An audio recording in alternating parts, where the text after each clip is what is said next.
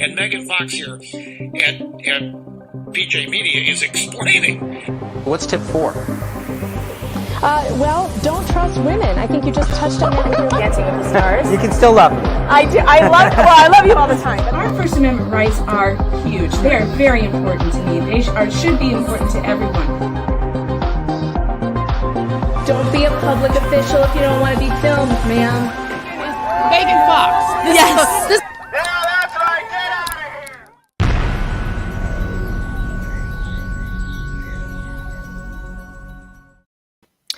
Hey there, what's going on? What's up? How you doing? It's Megan Fox. I write with pjmedia.com, and you can find my articles there every day.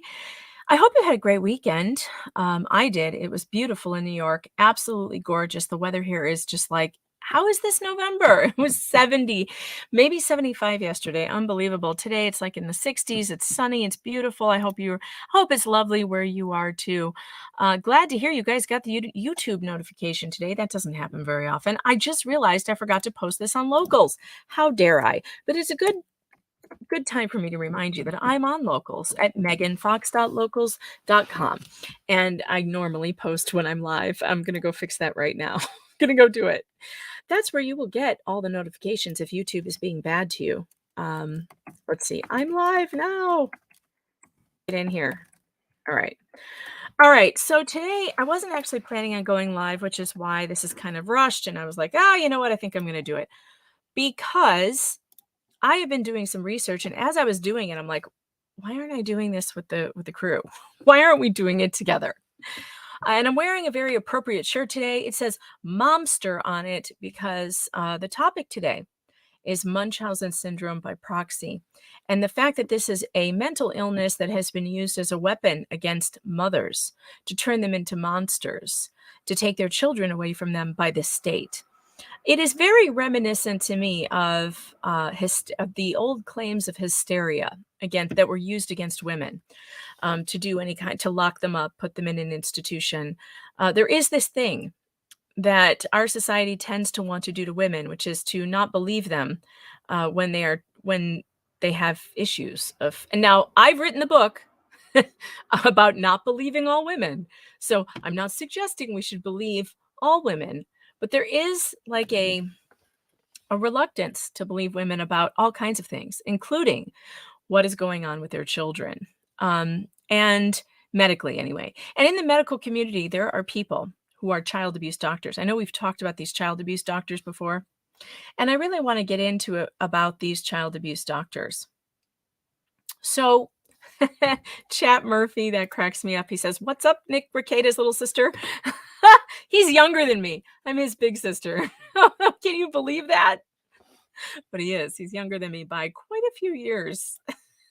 I look younger than I am. The wrinkles on my neck tell the real truth.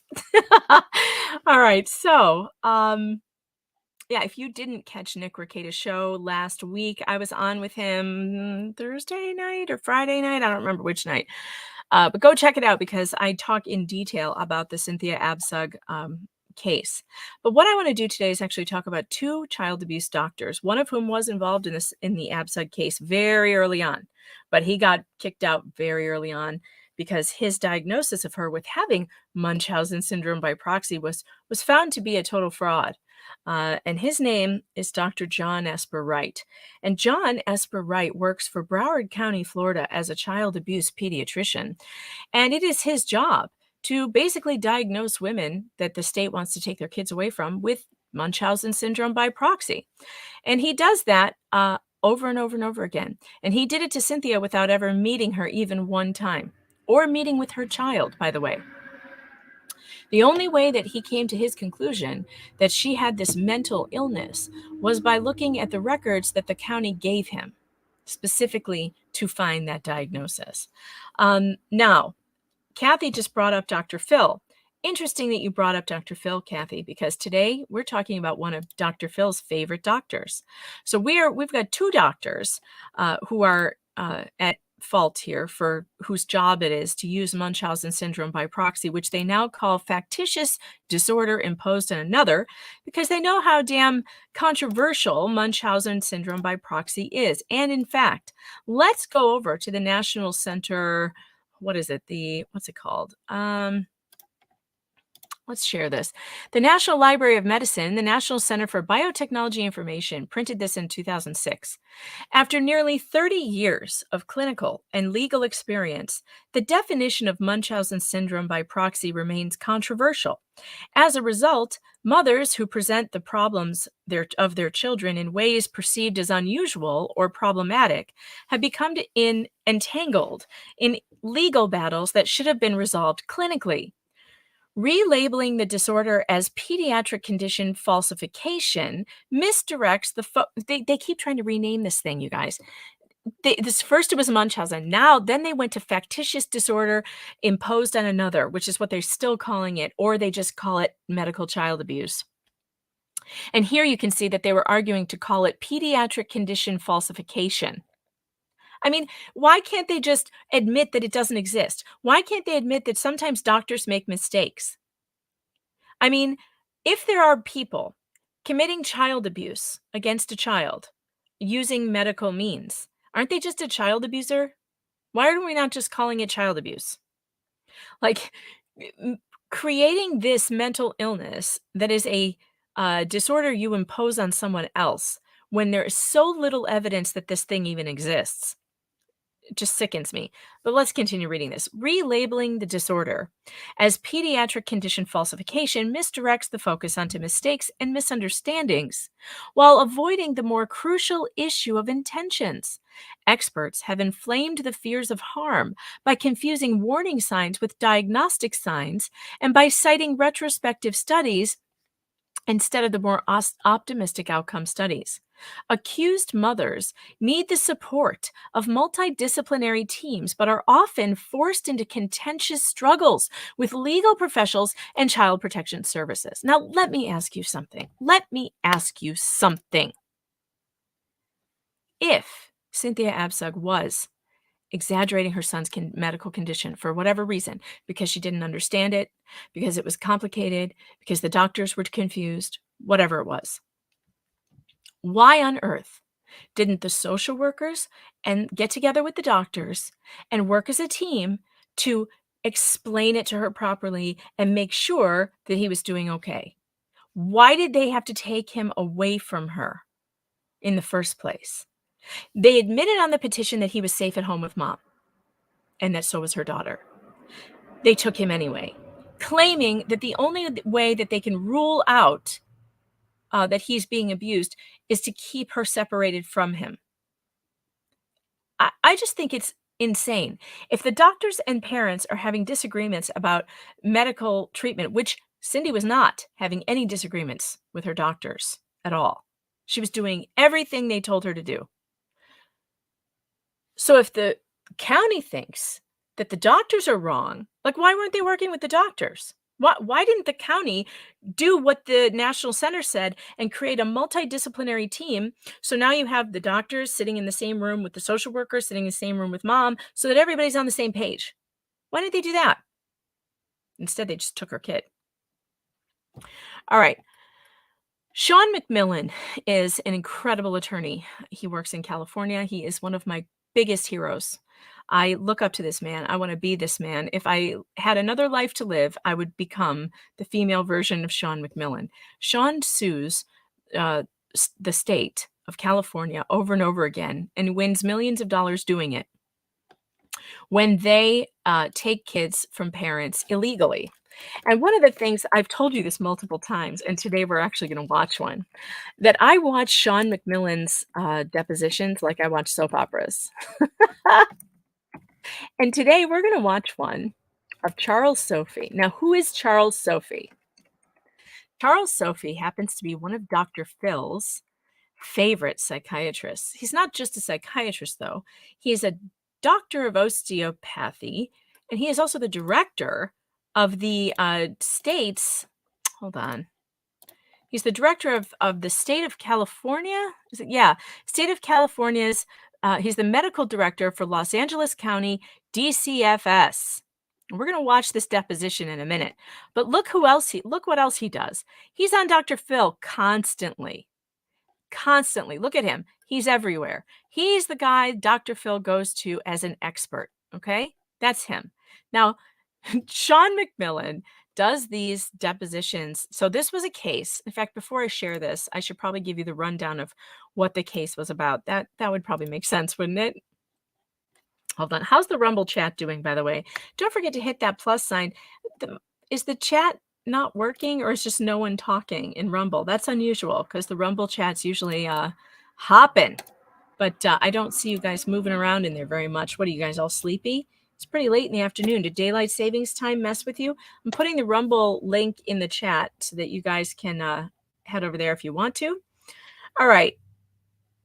The case that this was on was, hold on, it's on medical kidnap. Let's see, what was it?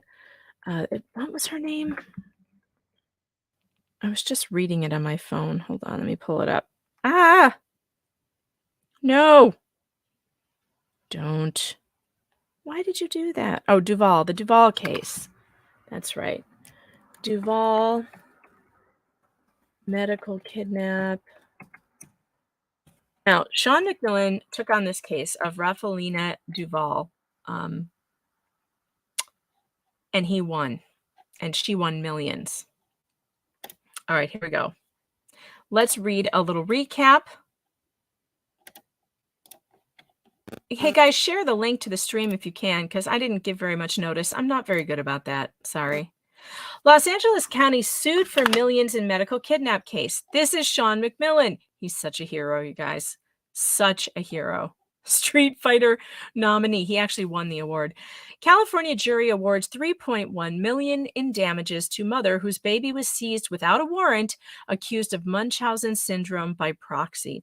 After a 6-year court battle, a mother in Los Angeles who lost custody of her 15-month-old baby through false abuse charges won a major battle for parental rights last week. When Raffaelina Duval's son Ryan was seized by LA County Department of Children and Family Services in 2010, she was falsely accused of intentionally starving him. He had been diagnosed by a pediatrician with failure to thrive, but the doctor at the time also noted that the child was in no immediate danger, according to Duval's attorney, Shawn MacMillan. Not only did DCFS seize her baby, but they ordered no reunification because they claimed Duval would starve her baby to get attention due to Munchausen Syndrome by Proxy, a rare, widely discredited mental disorder often used and misused against mothers by social workers across the country. The basis for DCFS's claim that Duval's baby was underweight and she was taking him to doctors to find out what was wrong with him sounds more like what any concerned, responsible mother would do. I had a baby who had failure to thrive. Am I a child abuser?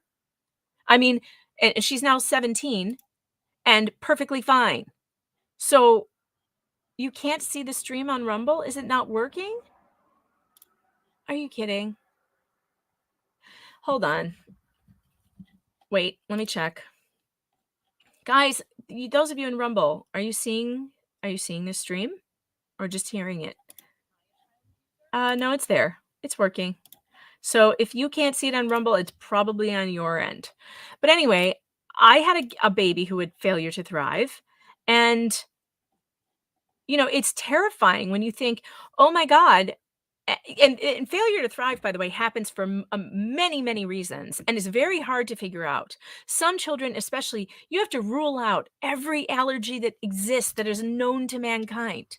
My sister's baby had the same problem, and she was allergic to every formula. She was allergic to everything except breast milk, and my sister wasn't making enough. So I ended up feeding her because we both had babies at the same time. So I was like feeding twins. It was funny. They were only a couple months apart. They used to, I have fed them at the same time when they were little, and like one head here and one head there. And they would literally be trying to push the other one off the breast, like fighting. It was so funny. It was so funny, so cute. But I mean, you have to rule out all of those possibilities. Those possibilities are endless, okay? You're talking about allergies. And my niece it turns out she had celiac disease, which is one of the major reasons she was allergic to everything. Because celiac disease, there's tons of stuff. It's not just gluten you can't have. There's like other chemicals and things they put in things that trigger it. But I can easily see how that could have happened to me or my sister because our babies had problems like that, like hard to figure out problems. And it's terrifying as a mother, and especially notice that fathers are never accused of this. Do you notice this? How come men are not accused of this? Just it's really shitty, but like we have a lot to get to, so let's get to it. I'm just going to go through this article quickly. Let's get back to it, and then I'm going to start playing the deposition, and then after that we've got John Esper Wright doing his Munchausen Syndrome by Proxy training. This is special. You're going to get to see how this child abuse doctor trains other doctors to diagnose women, just women, with Munchausen Syndrome by Proxy. All right. In a stunning blow to Los Angeles County, the jury found that its DCFS social workers intentionally and willfully seized her child without a warrant and did so with malice. Additionally, the jury found that the county DCFS had an official custom and/or practice of seizing children from their parents without a warrant and failed to enact an official policy or procedure when it should have done so. Holy crap. The law is very clear, and they, social workers, get special training on this. You cannot seize a child from its parents unless there's an emergency, stated MacMillan in an interview with Fox 11, a local TV station. And that's another thing they did to Cynthia. They took her child, and there was no emergency. They got a judge to order it, but it was so shady. She wasn't allowed to give that judge any of her evidence, none. That judge never saw one medical record. That judge didn't talk to one doctor. All that judge did was tell Cindy to shut up and listen to the social workers while the social workers lied. And the judge was like, yep, okay, go get him. Go get him immediately. Take him. Didn't let Cindy speak at all. So how is that due process exactly when you're not allowed to speak on your own behalf? And they can just take your kid, and you're not allowed to show one piece of evidence you brought with you. You're just told, nope, social workers say that this is what's happening, so that's what's happening, and get fucked. The jury awarded Duval $2.94 million in compensatory damages plus $165,000 after finding in a separate verdict that she was the victim of discrimination since she suffers from a lifelong tremor disorder, which social workers wrongfully claimed interfered with her ability to feed and care for her child.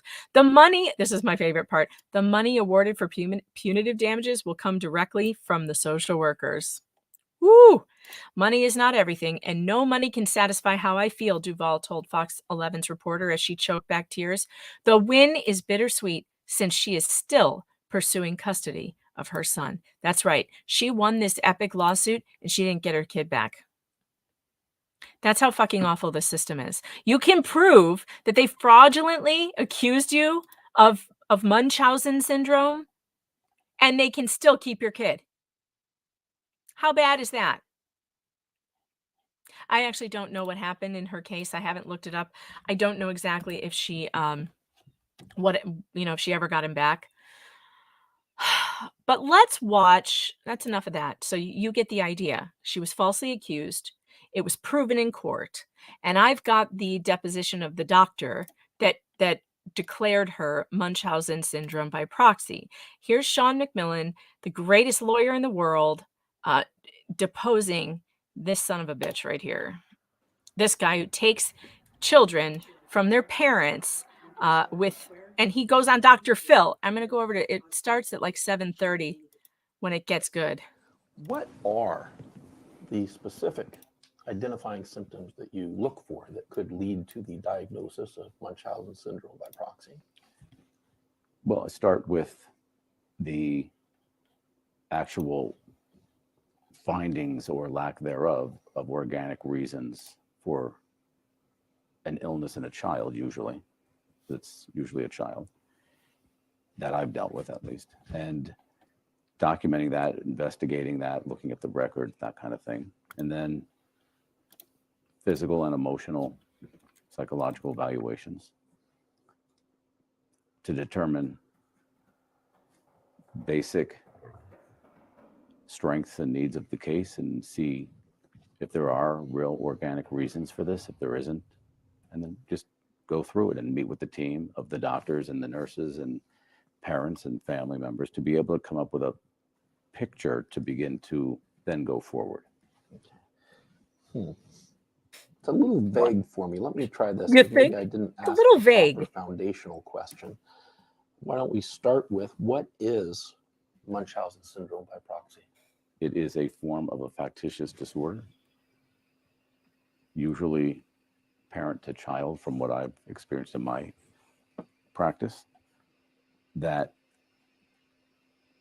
a parent will factitiously make up illnesses or tests or variations of that in order to keep a child in need of some kind of medical attention. I can't stop looking at his cowlicks. He has several cowlicks. You know what we should do? We should pull up one of his. Let's pull up. You know what? I'm going to stop this for a second because we need to pull up one of his appearances on Dr. Phil and see if his demeanor is the same. Because he's very it's very, he's not very animated, but he apparently is Dr. Phil's favorite. He's Dr. Phil's favorite psychiatrist that goes on all the time. If you go on YouTube and you look up Dr. Sophie, you're going to find all kinds of stuff. Here he comes. Conversation. This is Dr. Charles Sophie, who he's a member of the Dr. Phil Advisory Board. He's board certified in 3 clinical specialties: adult psychiatry, child and adolescent psychiatry, and family practice. He's also the medical director for the Department of Child and Family Services here in Los Angeles, which, by the way, is the largest agency of its kind in the entire. Who Shawn MacMillan took for millions of dollars, not just once, not just twice, at least like 4 or 5 times or more. I need to ask him how many times he's sued them and won millions of dollars. He makes them bleed regularly. It's hilarious that any of them still have jobs. United States. And I don't say often enough, thank you for serving on our advisory board, and thank you for being here today. Absolutely. Thank you. I think that Dr. Phil and Dr. Sophie may be dating. I'll ask you first, are you concerned about this grandmother as a serial child molester? No. You're not concerned about her? That's disturbing.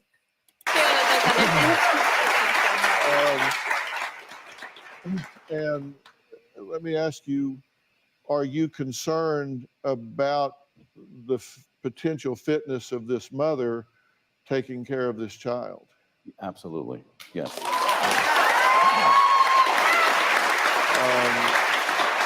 It's so weird to have a talk show like this, isn't it? So bizarre. I don't watch Dr. Phil very often, but like just watching this is making me feel uncomfortable. What are your concerns and why? Well, I think she presents herself today. I mean, you talk at us. You won't give us a minute to emote. We can't get a breath, a word, nothing. I think you feel that if you talk, it'll squash us and we'll go away. But I'm not sure you're even there, because the video that we saw and a lot of the time that you were talking, you're vacant. And I think you did some brain damage with the drugs that you did. Okay. All right. I don't know the story, so maybe he's right about that. I have no clue. But so he's a talk show host, psychiatrist, and he's also the head of California's DCFS medical director. So let's go back to his deposition, because Shawn MacMillan kills it. And it's usually unconscious. His hair, I can't take his hair though. It's so funny. All right, I'm going to try and stop. On the part of the caregiver parent. And that's basic. And as vague as that is, that's the basic place to start, because it's a very tough diagnosis to make, and it's not a very easy diagnosis to make. Okay. Munchausen syndrome by proxy is a very tough diagnosis to make. Yes. And one of the reasons that it's a very tough diagnosis to make is because oftentimes there are very technical and complicated medical concerns that are apparently going on with the child. Yes. Is Munchausen syndrome by proxy a diagnosis of exclusion? Oftentimes, yes.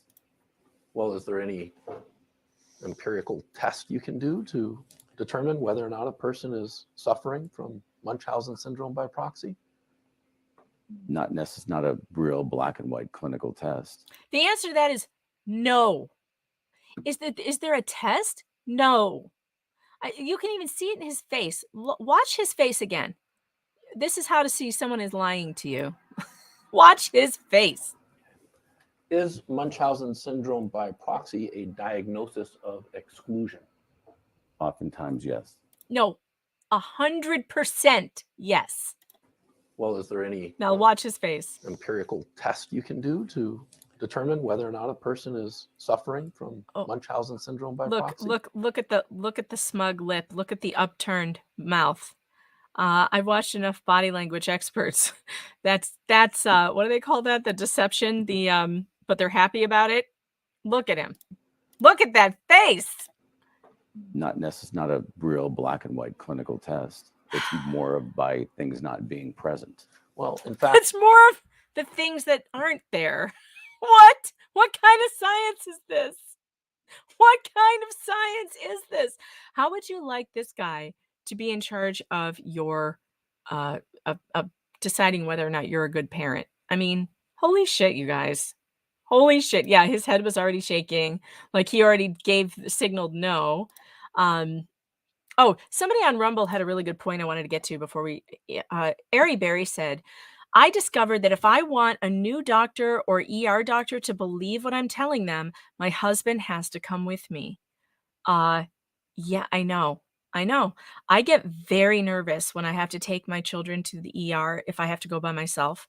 I get very nervous doing it. I feel much better when he takes them because that is it's just the way it is. It's just the way it is. I don't know why, and I'm not going to say that maybe these men are very misogynistic. I don't know. But there are a lot of these child abuse doctors. For one, they're men, and they seem to hate women. I don't know. But if you're a woman, you know this. You know that when you're talking to any professional, like a doctor or an auto mechanic, for instance, do you feel like you get a fair shake at the auto mechanic as a woman? Because I know I don't. I know I don't. Because my husband has seen this happen to me. I will go, they will tell me something, and he's a mechanic. He knows. I will call him. I'll be like, they said this, this, and this. And he'll be like, what? Put him on the phone. You know? So, and then sure enough, it's like, yeah, he was right. It's the thing and the other, and not the torque thing that we said earlier, because we're a bunch of jackholes who are just trying to take your money because we think you're dumb. In fact, if you can turn to I think it might be your Medline article, don't they tell us in there that, in fact, there is no, one of the problems with diagnosing Munchausen syndrome by proxy is that there is no set test that you can use to identify or diagnose it. Right. Okay. Yeah.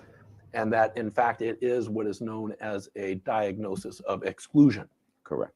And what that means is that we have to actually look at the victim, who in some instances, as you've said, will usually be the child. And we have to determine whether or not the child really does have some illness. Correct. Okay. And only after we've ruled out all of those potential illnesses are we left with the potential for Munchausen syndrome by proxy, right? Yes. Okay. One moment.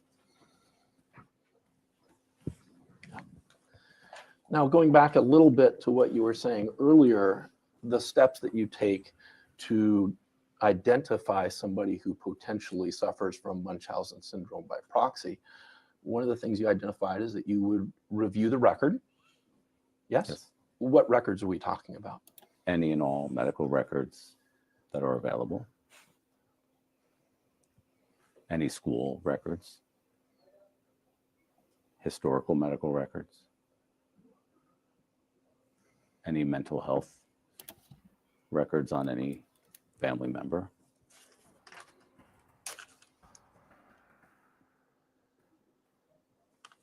Anything else?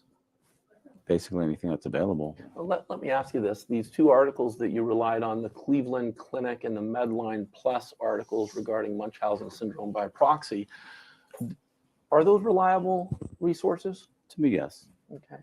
For your purposes? Yes. And in the medical community, are those generally accepted as being a reliable source of information? Yes. And both articles also tell us that real Munchausen syndrome by proxy is an exceedingly rare mental illness, correct? Correct. It's, I think, 2 out of every 100,000, something like that, right? Yes. Okay. Why is he laughing? Why is he laughing? I really want to know why this dick is laughing. He is responsible for a woman's son to have been removed from her custody on a false charge of Munchausen syndrome by proxy, and he is laughing about it. I just want to say to Dr. Phil, never have this man on your show again. His credibility should now be zero. Zero. Like, And he's laughing about Shawn pointing out that Munchausen syndrome by proxy is so rare, we're not even sure it exists. Exceedingly rare is what the medical research says. It uses that exact phrase. It is exceedingly rare.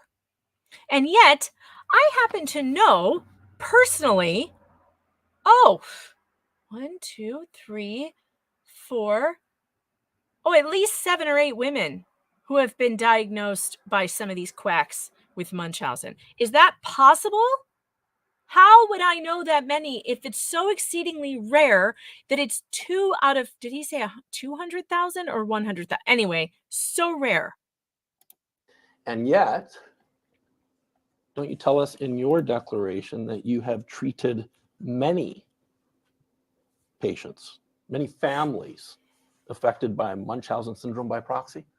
I have experienced in some way. That doesn't mean I had direct contact with them. I was involved somehow on the case. I was involved somehow on the case.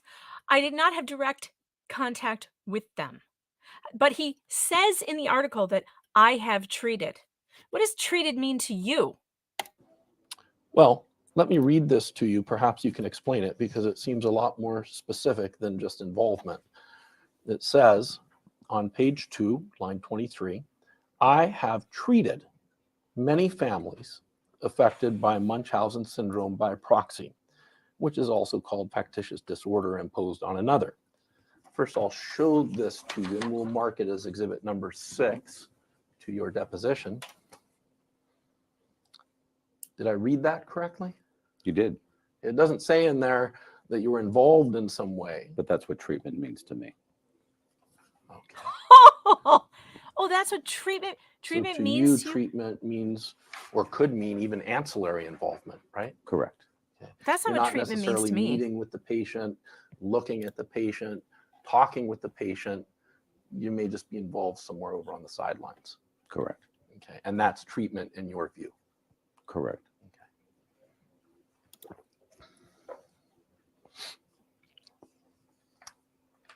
Now, according to your description earlier about the things that we look at to identify Munchausen syndrome by proxy, where's that note? I think it's this one here. You spoke about the mental and medical records that you would want to review, right? Right. And you would want to do as complete of a review as possible before jumping to some conclusion about this parent, right? Absolutely. Okay. You might even want to meet with the parent and speak with the parent, right? If I was treating or I was involved in that treatment. Okay. If you were involved in identifying that parent as being, as having, I guess, this mental illness, Munchausen syndrome by proxy. Yes. And then you also spoke All right, let me about, address something in the chat right now because tits and ray guns, you're funny. I'd argue parents trying to trans their kids have this, so maybe not so rare. Okay, the difference is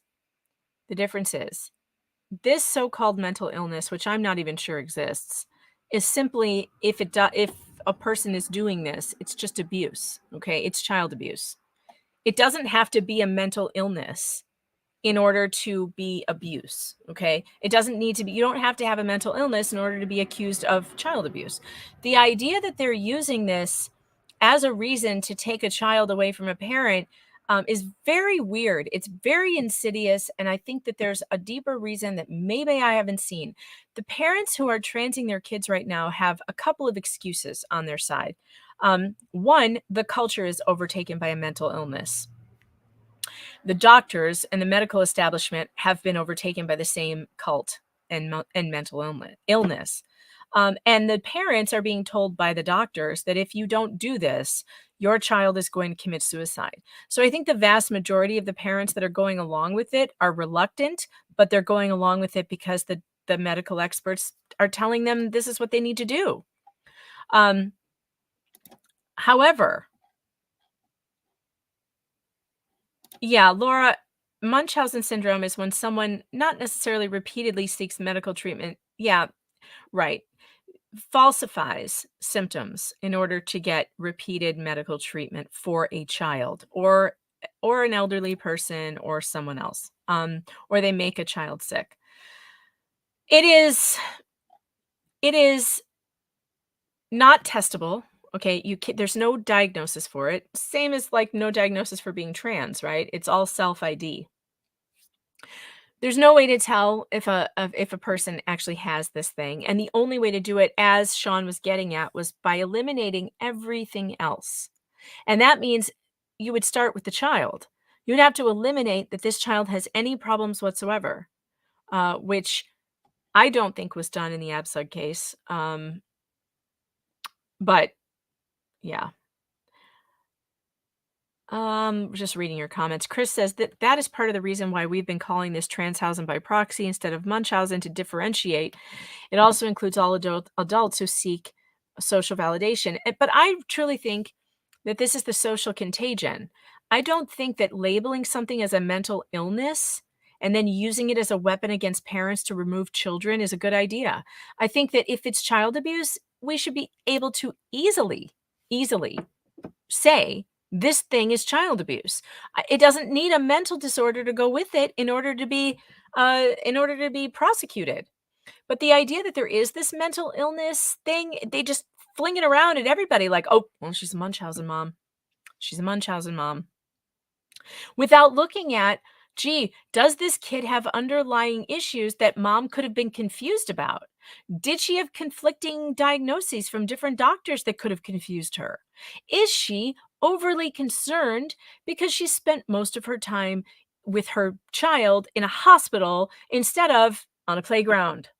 You know, there are many, many reasons why mothers can be overly cautious with their kids, okay?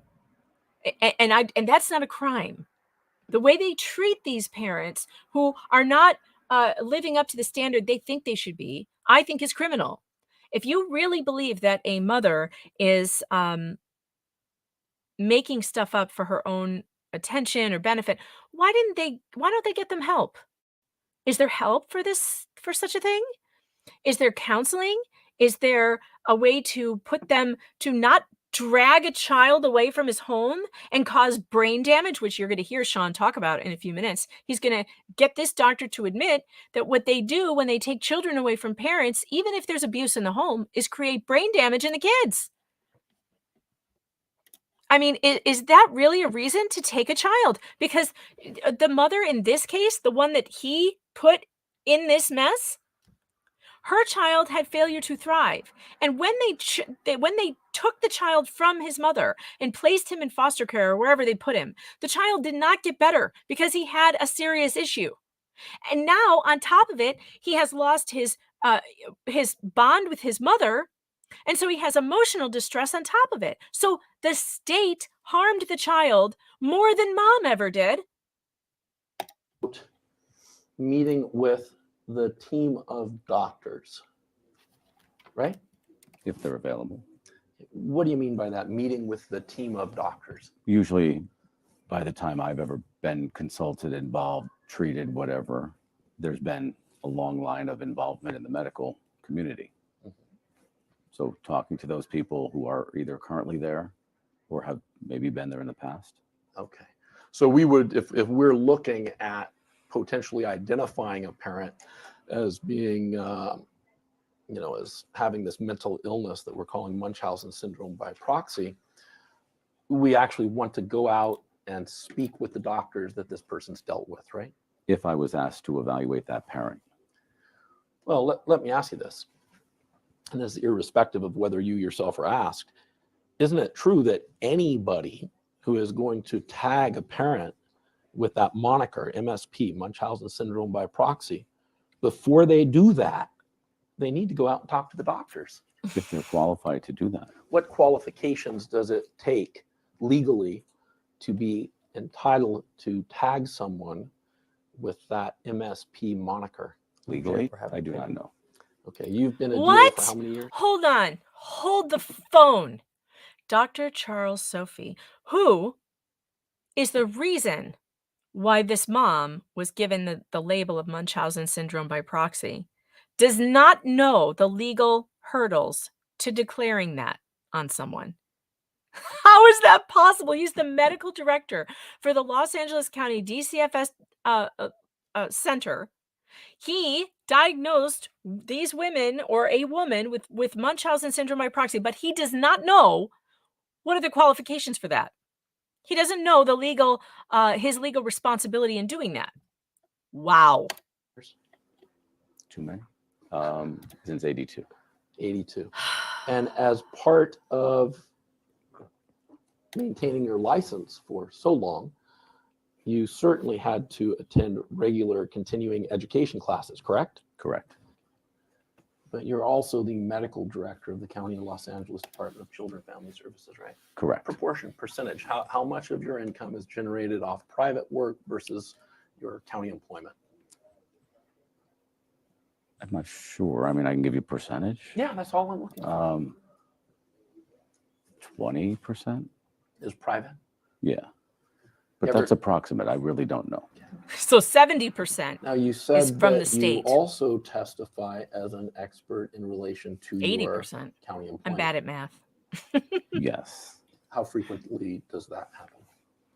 I think maybe 3 or 4 times, including today.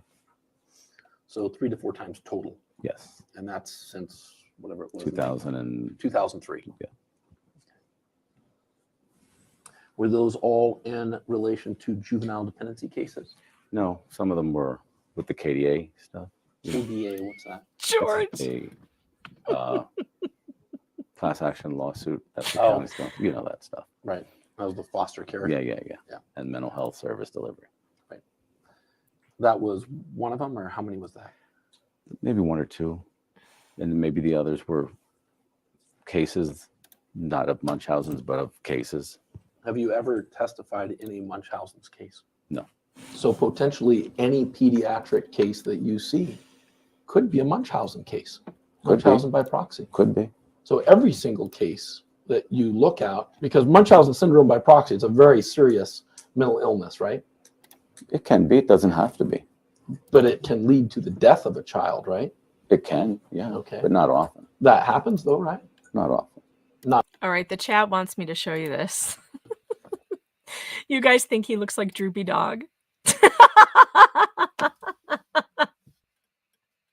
It's not bad. It's not bad. Not very often. No. In fact, it's very rare. You know that. Yeah. You know that, he says. You know it's very rare. He finds this funny. This questioning about being exceedingly rare, for some reason, always makes him laugh. And I have a feeling. I have a feeling that he knows he's caught. I may need to get out my Shakespeare insult generator for this guy.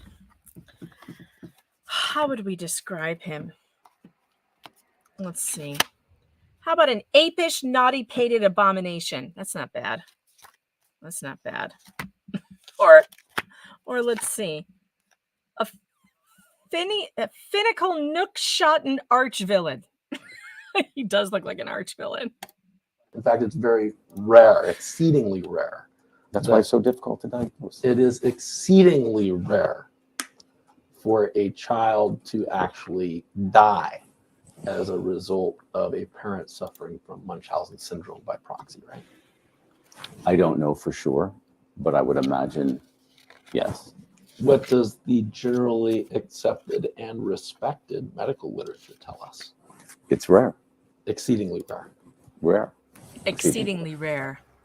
Now, you've been with the County of Los Angeles as the medical director for DCFS for a long time. What's that, 11, 12 years? Yes? Approximately, yes. And in your time there, have you become familiar with the policies and procedures of the County of Los Angeles Department of Children and Family Services? Yes, I have, of course, Okay. become familiar with it. And in fact, during the course of your work with the County of Los Angeles, Oh, geez, Shawn. you have Ow, had sorry about occasion that. to see, for example, a juvenile dependency petition. That correct? hurt. Correct.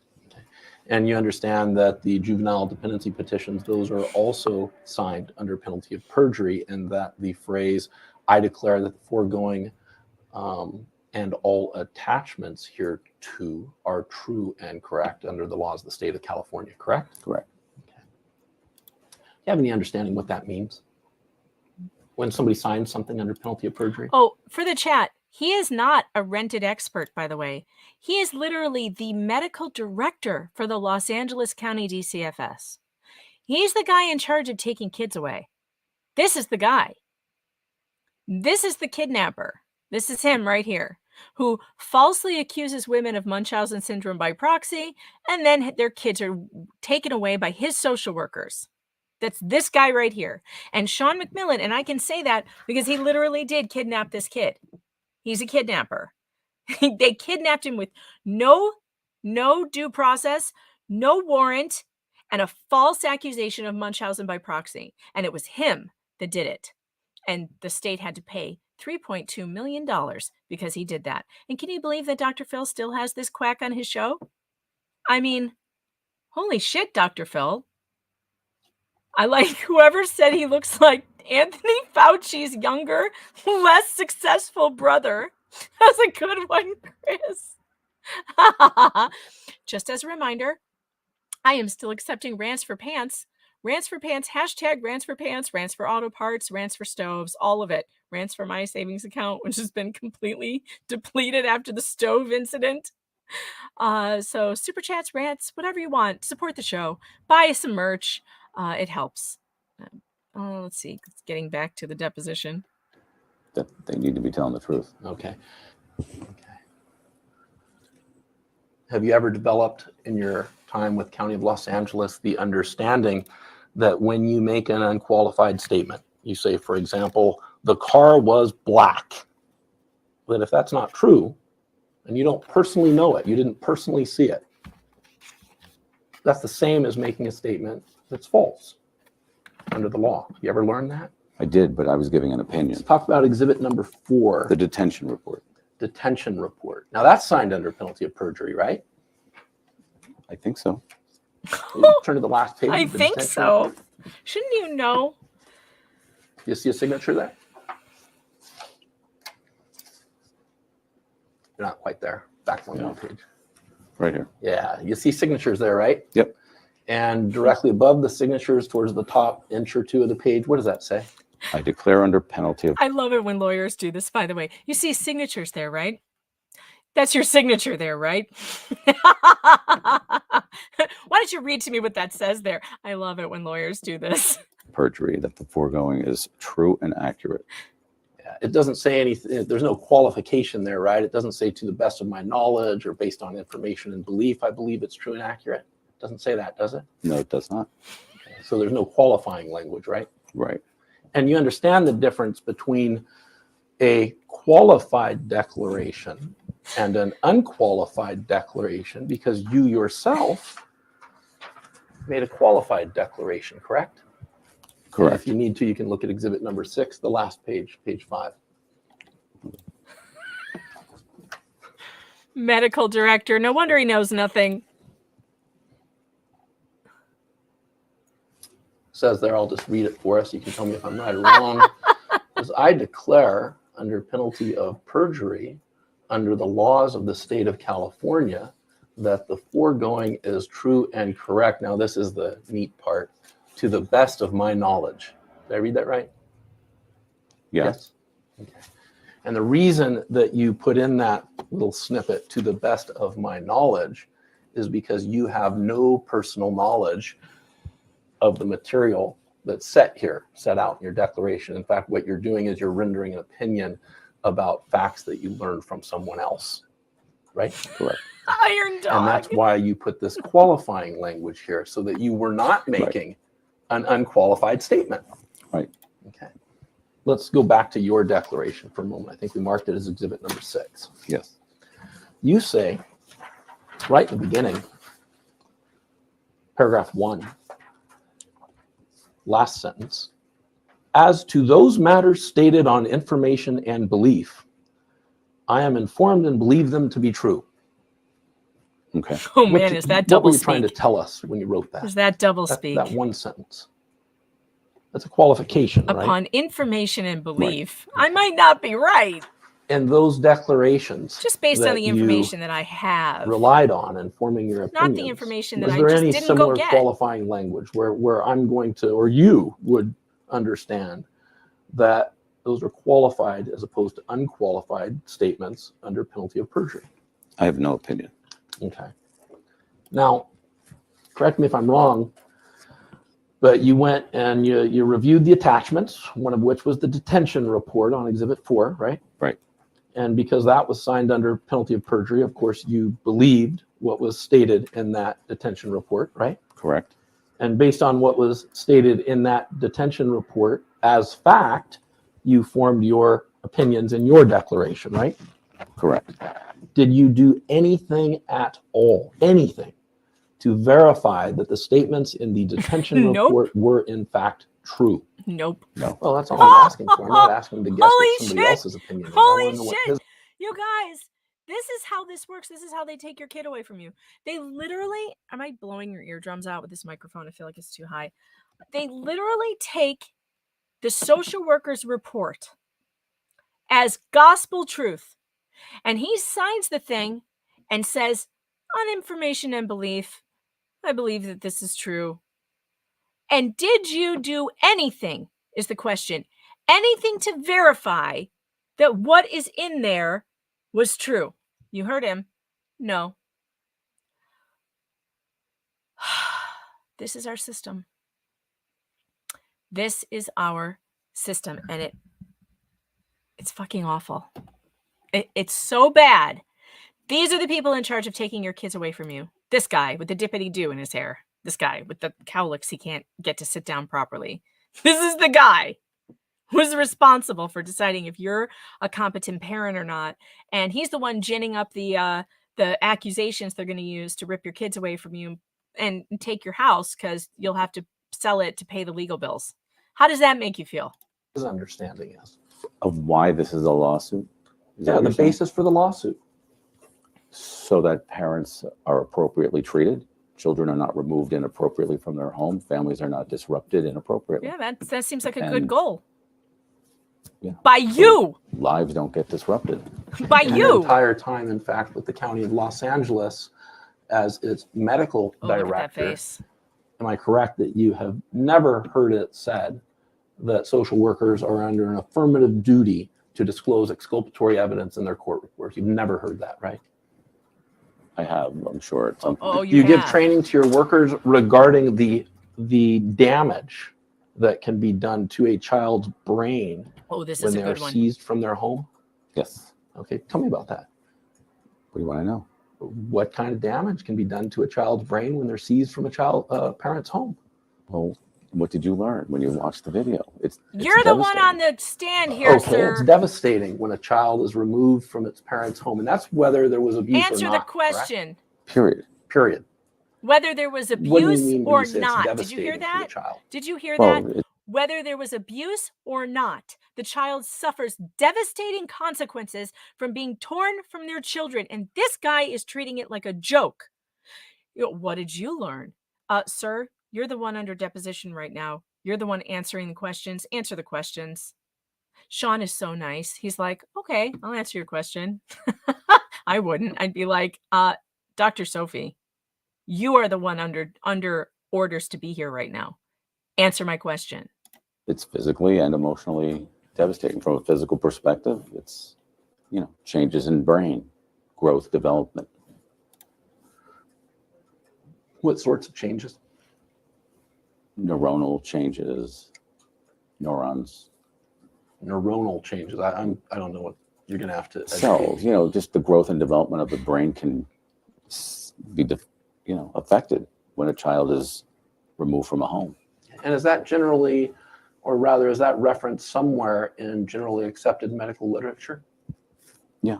Okay. What are some of the articles that I would look for to? Mine. Harvard has done some studies. I think Yale has done some. I mean, I don't have them off the top of my head. I can get them for you. They're in there, some of them. Okay. Do you often exaggerate to make a point? Depends. If I need to. Sometimes you do. I think everyone does. If you need to. That's I true. think everyone does. Everyone In does. fact, you're aware that the law defines for us and for you and for your social workers the circumstances under which it is appropriate to seize a child from a home without first getting a court order. I'm going to correct? get so hot about this. Correct. Okay. This gets so bad. Do you know what those circumstances are? Not off the top of my What? head. What? Based on your- What? The medical director for the Los Angeles County DCFS does not know off the top of his head what are the legal parameters before you can take a child? Is he kidding? He should be fired immediately. The director, you guys, the medical director has no clue. None. I don't know.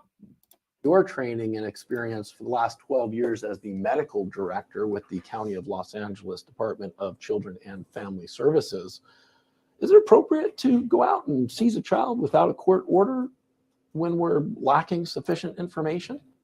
I don't have an opinion. You don't know. I don't have an opinion. I don't have an opinion. Do you know what the training is that What? you give your social workers? You don't have an opinion about In that taking a regard. child in a legal manner? General- You don't have an opinion that yes, we should be taking children as the law prescribes us to do, as the law allows? You don't have an opinion on that, Dr. Sophie? What the hell? How? How do you not have an opinion on whether or not you should take children according to the law? Am I the only one who heard that? Because I feel like I'm going crazy. Believe, yes, not specifically. Okay, what's that general training? What do you tell your social workers about seizing a child without getting a warrant when they don't Thank have you, sufficient Nurse Corky. information? What do you think I'm about? not sure. I'm not sure if I should take a Specifically. kid without a Just generally, warrant. that's all I'm. I'm not sure. What do you think about a nurse taking a child without a warrant? I'm not sure. What? What? I'm sorry, but what the fuck are we doing? The medical director doesn't know if it's appropriate to get a warrant before you seize a child.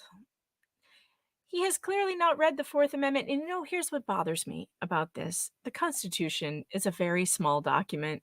It's a very short read. It's only a few pages. It doesn't take that long to read. How anyone can go to work for any government agency and not be required to take a short constitutional reading class should be criminal. And the very first thing that anybody with police powers, and that's what they have, police powers, because DCFS has seizure power. That's police power. They better be so well versed on the Fourth Amendment, on the public's right to not be improperly searched or seized. They should know it back and forth. They should have it memorized. That the right of the public to not be forcibly searched or seized, it shall not be infringed. I think it goes something like that. I don't have it memorized, but I'm pretty sure that the public has a right to a warrant before any search or seizure. And seizure also means a person. You cannot be seized by the state in any way. It's not just property, it's a person.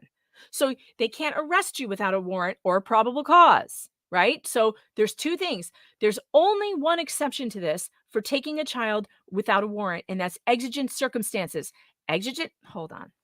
I got to get big for a second. Exigent circumstances means that the child is in imminent danger of dying. Okay. And if that child is not in imminent danger of losing life or limb, which is the actual language, then you have to go get a warrant from a judge. And if it's 2 a.m., you have to wake the judge up. You have to get on the phone and be like, Your Honor, I think that we have an exigent circumstance and, or I need to know, can we take this kid? If you don't have a warrant, you can't seize jack shit. Can't take a kid, can't take a person, nothing. You must go to court and fight it out in front of a judge. That's not what these people do. Oh, fuck no. That's not what they do. No. These people are the devil, I'm telling you. I'm looking for. Well, I think that they have to have whatever it is that they're told they need to have. And if it's a checklist of information or whatever it is that they need, or they have to get approval from their supervisor, there is a chain of command or whatever that needs to be in place. The chain of command is in the Constitution, you prick. The chain of command is literally written for you in the Fourth Amendment. All right, this is going to drive me crazy. Hold on. I'm going to read to this asshole the Fourth Amendment, the Fourth Amendment chain of command. Let me explain it to you in simple terms. That perhaps the right of the people to be secure in their persons, houses, papers, and effects against unreasonable searches and seizures shall not be violated, and no warrant shall issue but upon probable cause supported by an oath or affirmation, and particularly describing the place to be searched and the persons or things to be seized. That's what it says. That's all. That's the entire amendment, you guys. It's literally one sentence. Anyone who works for the government, and has police seizure power should have to memorize that and repeat it on command or be fired immediately. I mean, how? How does this? Well, there's a chain of their supervisor. No, I'm your supervisor. I am. The Constitution is your supervisor. You probably had to take an oath to defend and protect the Constitution. And what did you do? You violated it all over the place. You took people's children without warrants. This man should be in prison for the rest of his damn life. Actually, if I had my way, any government official who violates a constitutional right of an American citizen, even one time, should get the chair. I don't believe in the death penalty for anyone except government officials who violate the constitutional rights of Americans, and I'm dead serious about that. If I were running things, I would make it the only capital punishment available. Everybody else gets life in prison except these dillholes. These dillholes should get the chair for doing this legally after a legal trial. You find that you have violated, if I find that a government official has violated someone's constitutional rights willingly and maliciously, as this court found, I believe that the punishment should be death. Yep. And I don't believe in capital punishment. Like, I literally don't. I think the state gets it wrong so many times that it's not a good idea, and it's better to just put people in prison for life. But when there's no doubt about it, and it's a government official who violated the Constitution and violated the rights of the public, oh, that should be capital punishment right there. Every government official. And I'm telling you what, the corruption would stop. Execute a few, and it would stop. Because they wouldn't want to take the chance. They would get caught doing it again. I mean, I'm telling you what. And I mean, even board members. You know, like that school board that silenced my right to speak? Chair. That's my First Amendment right. That's how sacred it should be to these people. It should be life or death. We don't violate the constitutional rights of the people of this country because it's a serious offense. It's offense against God. It is an offense against humanity. They should be, at the very least, publicly caned for this. But I personally think they should get the chair. Is the nature of the Can I say information that? they need to be in possession of I think before I they can. seize a child without first obtaining a warrant. Well, again, if I knew, I would tell you. You're asking me for specifics. I really don't know them. What is it? He doesn't know. What are the circumstances that you could seize a child without a warrant? This is very simple. It's called, I said, exigent circumstances. And if you are the medical director for an entire county DCFS and you don't know what exigent circumstances are, you're in the wrong job, sir. Are you aware of whether or not the law specifically defines the type of information a social worker must have before they can seize a child without first obtaining a warrant? I do not. Huh. Okay. Let me see if I can help you. Let me Turn to see the if I second can page help of exhibit you. number 7.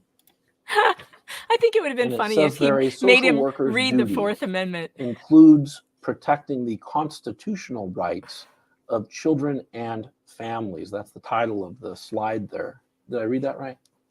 Yes. Okay.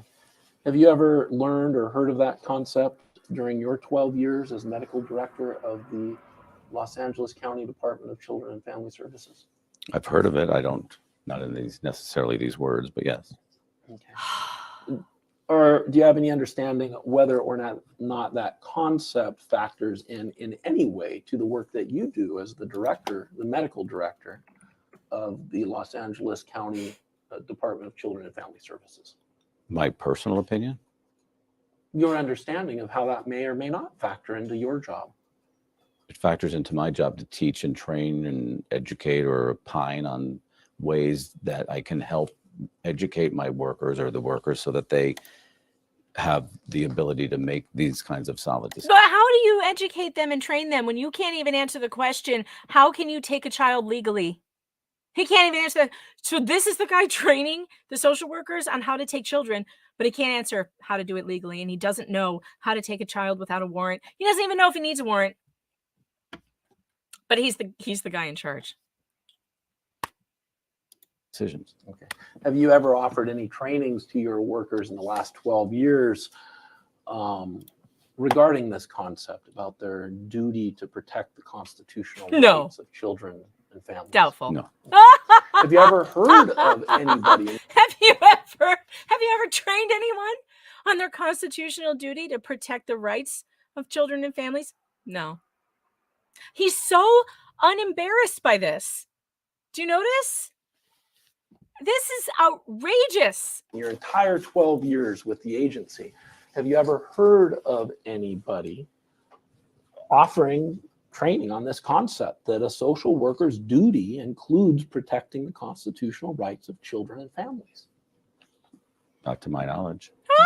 Start the first part of that again, please. Nobody cares about the constitutional rights Have of you children and also families. learned? I'm going to have mercy on you. Yeah.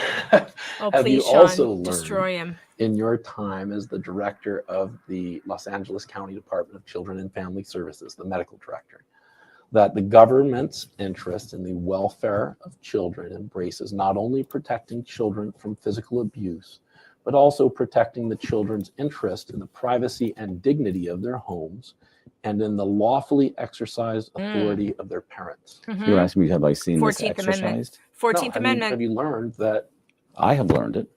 in your 12 years with the agency? I personally have learned it. Hold on.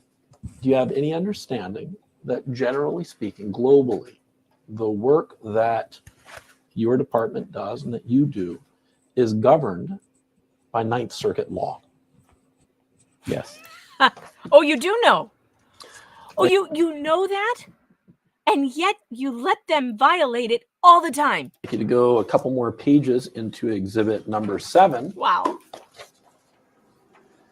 the title of the document, you just to make guys. sure you're with me, You guys, oh says, my God. how does this I just found this douchebag's website. Wait. You're going to love this. Oh, jeez. Look at these pictures. Oh no. With the jacket with the collar up. He thinks he's Fonzie. Look at the collar up in both photos, you guys, with the hands in the pockets. I cannot. I want more? Hey, ladies, do you want more of Dr. Sophie? The guy who hates the Constitution? Oh, jeez. Oh, I'm crying. These pictures are so cheesy. Wait, there's more. He loves himself. He loves looking at himself. No, we don't want more. Yikes. He's a greaseball, this one. So greasy. Oh, I wonder if he has more. Look, he's written he's written a parenting book. Would you take parenting advice from this guy? Family values. Family values. God. What do you guys think about those photos? Wait, I gotta check the chat. Wait, where's the chat? Oh, look at this one. Wait. Oh man. Oh, can you believe he paid someone to take his pictures? It looks like a dating app. Linda, is that first pose in a Walmart? Want more? OMG.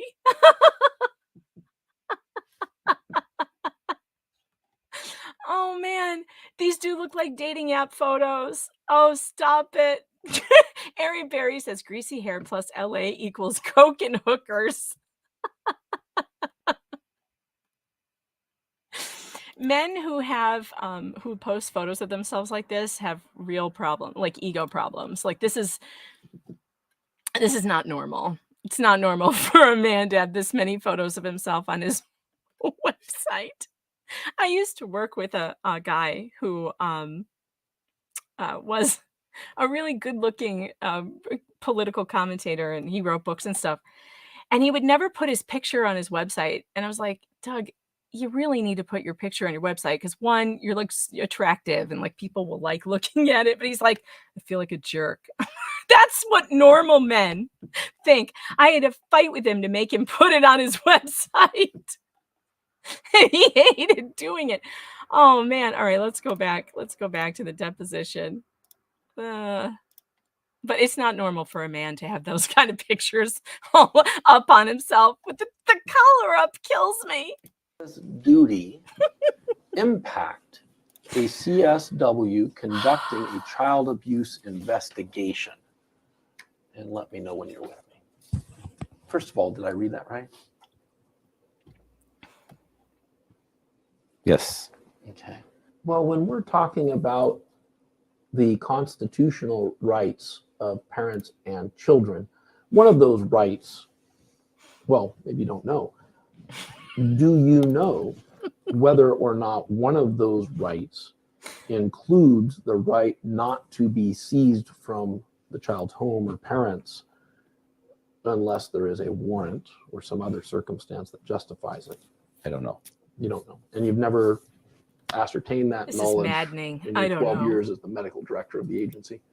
12 years and Not you to my don't know. knowledge. Okay. You don't know how to take a Well, kid. if we look at this particular without a slide, warrant. it sort of answers the question. Okay, that tracks. It tells us a CSW will always need to determine if he needs a warrant or court order. Did I read that right? You did. Okay. Have you been privy to any training where this concept was taught to your social workers? No. Have you ever heard of any training being administered where this concept was taught to your social workers? Vaguely. Okay. When was Vaguely? the first time you heard of such training? Maybe years ago when I first got there.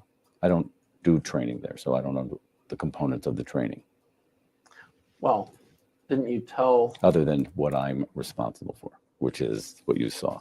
Okay, and that's teaching your social workers that on those 18,000 doors they knock on per month, we don't want to just seize the child that night. I'm dying because at it your could comments, cause you guys. Serious and permanent traumatic injury. I give all kind of training that's medical or psychiatric. Okay, Wait, and that hold on. statement I got to go through some of these rumbles.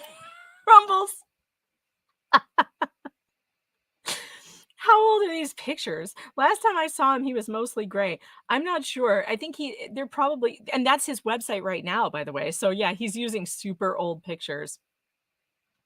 At Little Galaxy 56 says, Grinder. Does he know Paul Pelosi? I get that vibe off of him also. Someone should check him for hammers. to me that was one of the trainings that you told in your video presentation, told the audience that you give to your social workers, right? Will give and trying to give. It's brand new pretty much. Well, let me find that transcript. I mean, it may already be out there. I don't know. It's in a process.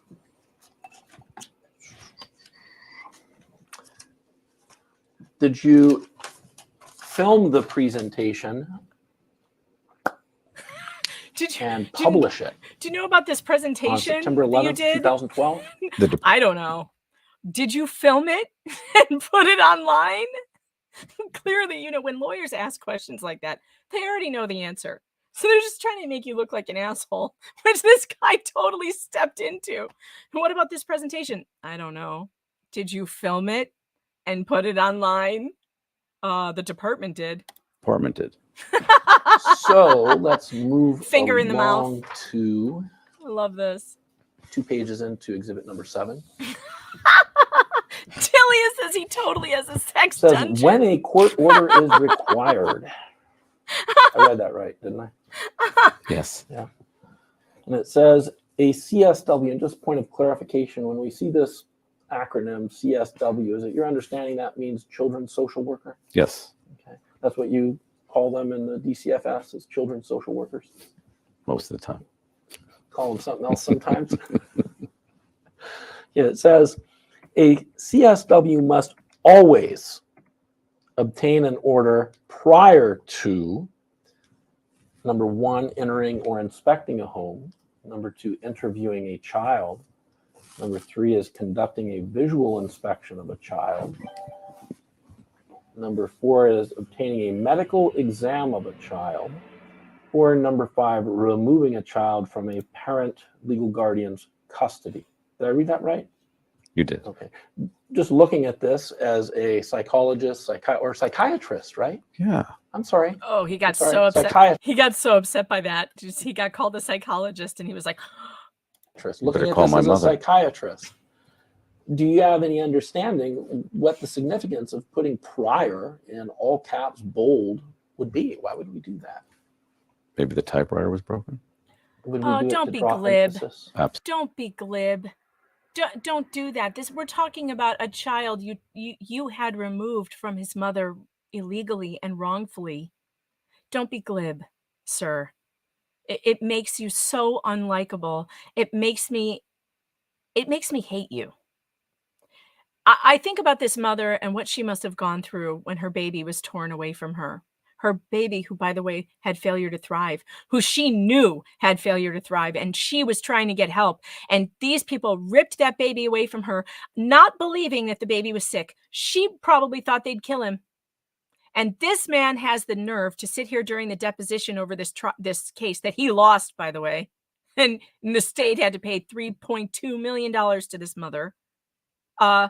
He's going to be glib and tell jokes and make a joke out of it. God, I hate this guy. Absolutely.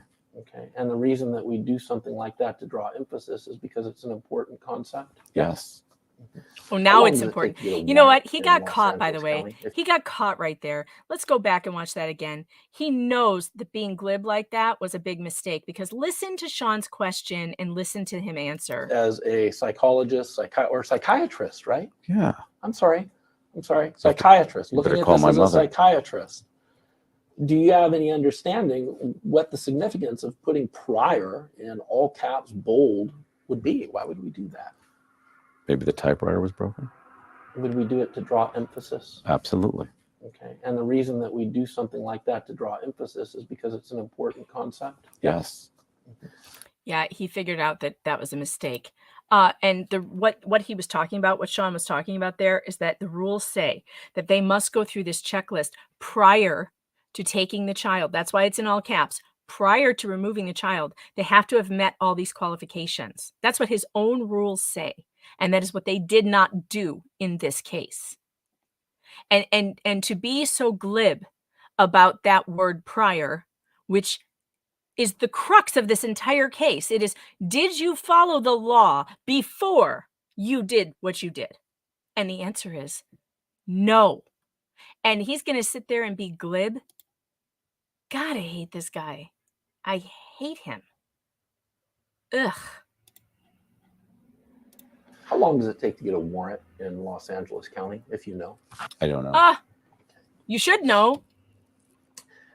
Now, looking He's at probably the never done slide it. that's in front of you. He doesn't know 'cause Mark, he's never I think done was it. Exhibit number 7. It tells us that exigent circumstances must exist if we're going to seize a child without getting a warrant, right? Right. Okay. Now, this particular child that we're talking about, the Duvall child, he came to the attention of the department sometime around October 20th, right? 2009. Approximately. I don't recall the exact date. And the department was working with the family for roughly 15 days or so before they seized the child, right? Yes. Approximately. I don't know the exact, but approximately. Well, you reviewed the detention report, didn't you? I did. I just don't remember the exact number of days. Well, let's talk about this particular case. How quickly was this child going to devolve into a situation where he was in immediate danger of suffering death? It's honestly, it's very hard to say in any case. I think we let them stay for 15 days or so, as you said, but that's a long time to go without any real intervention going on. Well, in fact, this child, through your review of the records, you know, or should know, and tell me if I'm wrong, but this child, it was noticed that he Shawn. wasn't gaining weight as early as March 2009, right? According to the records. And that continued all the way until November 3rd, 2009, right? Yep. Did you have, in reviewing your documents there? And can I just say that a child who is not gaining weight, my child did not gain weight for the entire time that she was, she was 19 pounds at the age of, well, she was almost two, and only 19 pounds. She was tiny. And in fact, when she was a year old, she looked like she was 6 months old. And it was really funny because she was still bald and she was running around talking. And she looked like the size of a 6-month-old baby who could run around and walking and talking. But she was only 19 pounds by the age of 2. And she did not gain weight at all, like a very little weight. She was always under the curve. She was gaining some, but like always way under that curve. And it happens. Okay. And believe me, I was feeding her as much as I could possibly feed her. She was drinking tons of breast milk. She was breastfed, drinking tons of milk, by that time she was on peanut butter, and I was giving her as much fatty things as I could. And she still didn't gain weight the way they said she was supposed to. And this is the kind of thing, it's so common, by the way. It is so common. I had to change doctors. I got to tell you this, right? I got to get bigger here for a second. I had to change pediatricians over it because the pediatrician we were going to, and she was perfectly healthy otherwise. I mean, she hit all her milestones early. She was standing by 5 months. She was pulling herself up at 5 months. She walked very early. She talked very early. She was way ahead of all the milestones. She was perfectly happy, healthy, no medical problems at all. The only thing that was going on with her was that she was not gaining weight the way the chart said she should. She was very small. But I was genetically very small. If you see pictures, I should bring some pictures. They're all downstairs.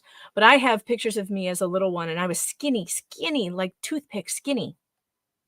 And that's how she was. And I knew, because I knew what I was like and how my family genetically is. So there's my mother's side of the family is all very rail thin, very small people.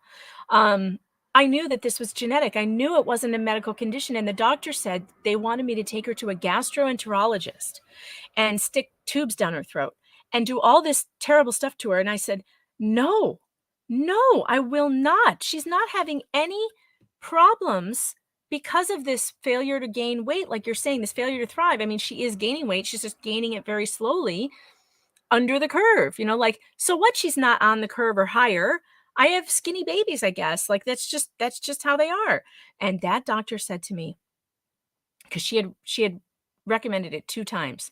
And I said, no, I think we're going to wait. We're just going to see how it goes. On the 3rd time, she said to me, if you don't cooperate with me, I may have to report it to authorities.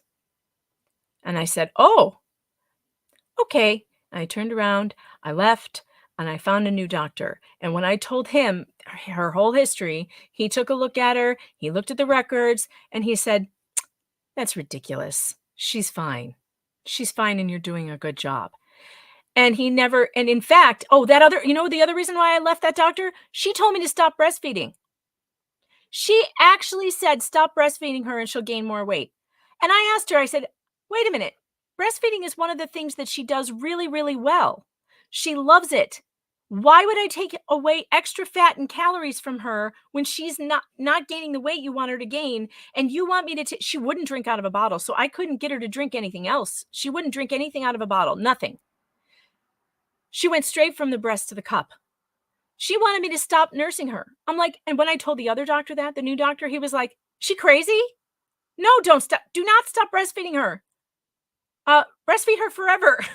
like keep on breastfeeding her. Because that's where she's getting the majority of her nutrients and her fats and everything that's good for her. And this idiot doctor was telling me to stop that.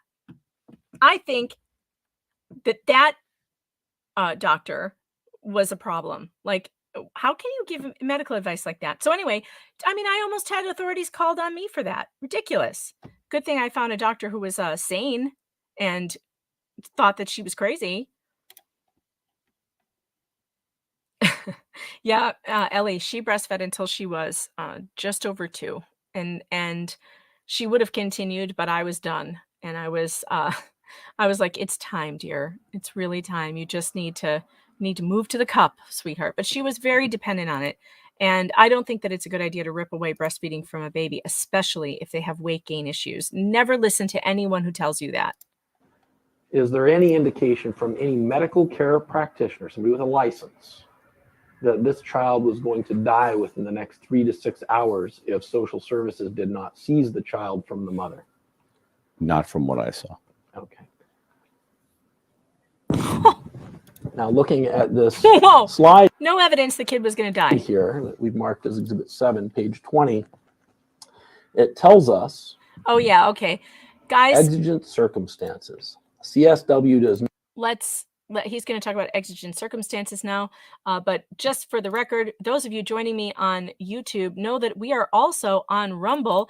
The Rumble stream is going. The chat is lit. If you want to go over there and join the Rumble chat, they are my favorites. I can tell you, Rumble chat is pretty much my favorite. And here's why. Because they're allowed to say whatever they want over there. And there's something great to be said about free speech. And so if you want to join us over there, I've dropped the Rumble chat for you in the chat, and you can go and check them out. If you're on YouTube, please hit that like button right now. If you have not hit the like button, you are not helping.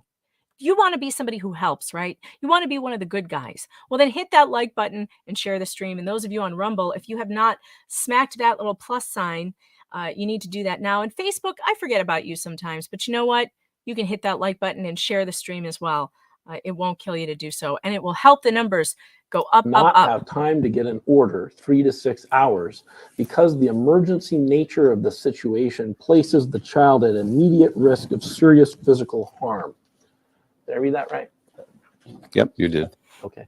Now, you know that the child went to the Failure to Thrive clinic immediately that morning before he was seized from Miss Duvall's care, right? Right. And that the Failure to Thrive clinic, they actually spent a substantial amount of time with both the mother and the child there that day, right? Right. They did not admit the child. Right.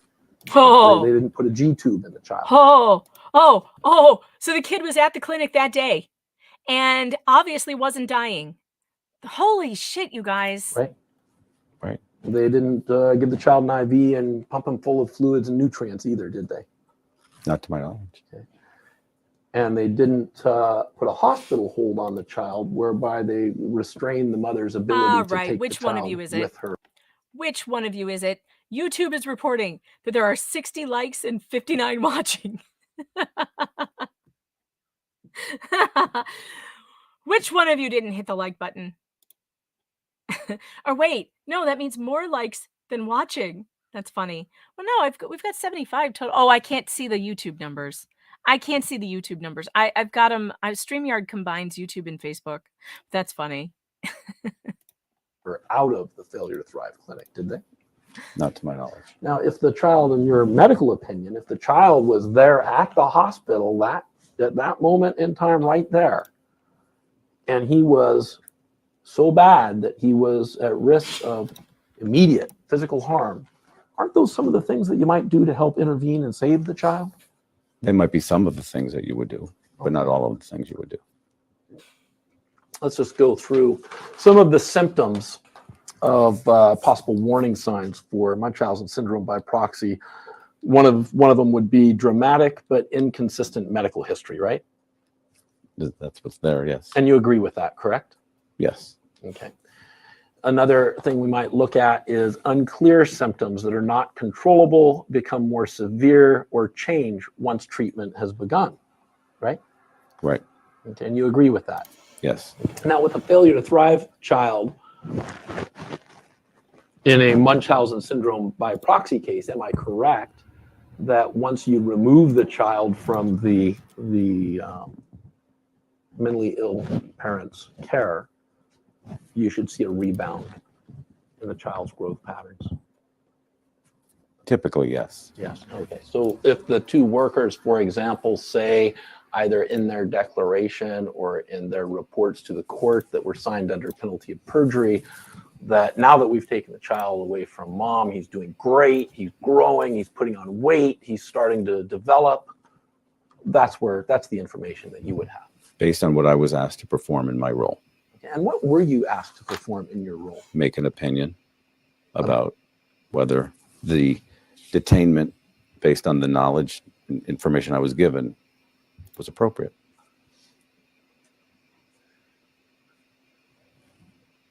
And make an opinion about whether when you say detainment, is that the seizure of the child? Yes? Yes. Okay.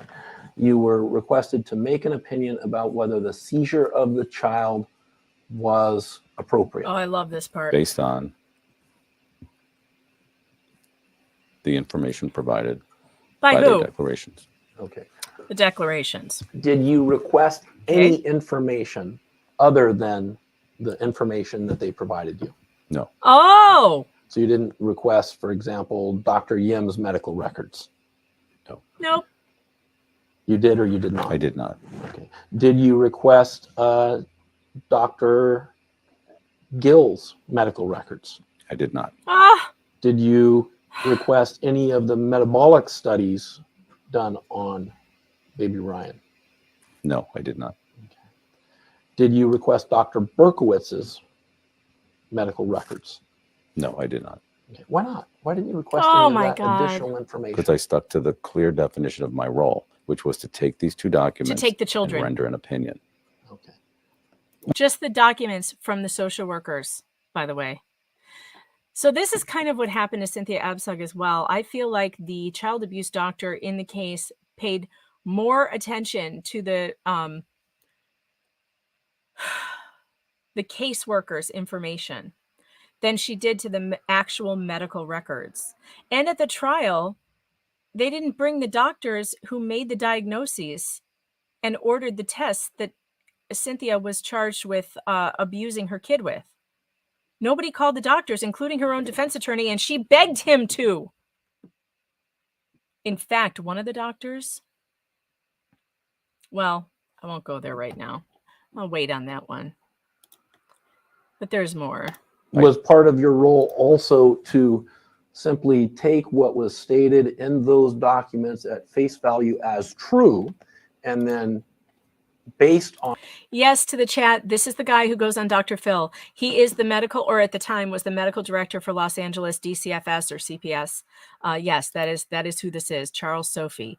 And he's a horrible person. On the statements in those documents being true, render an opinion.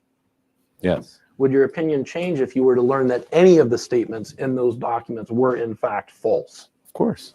Okay.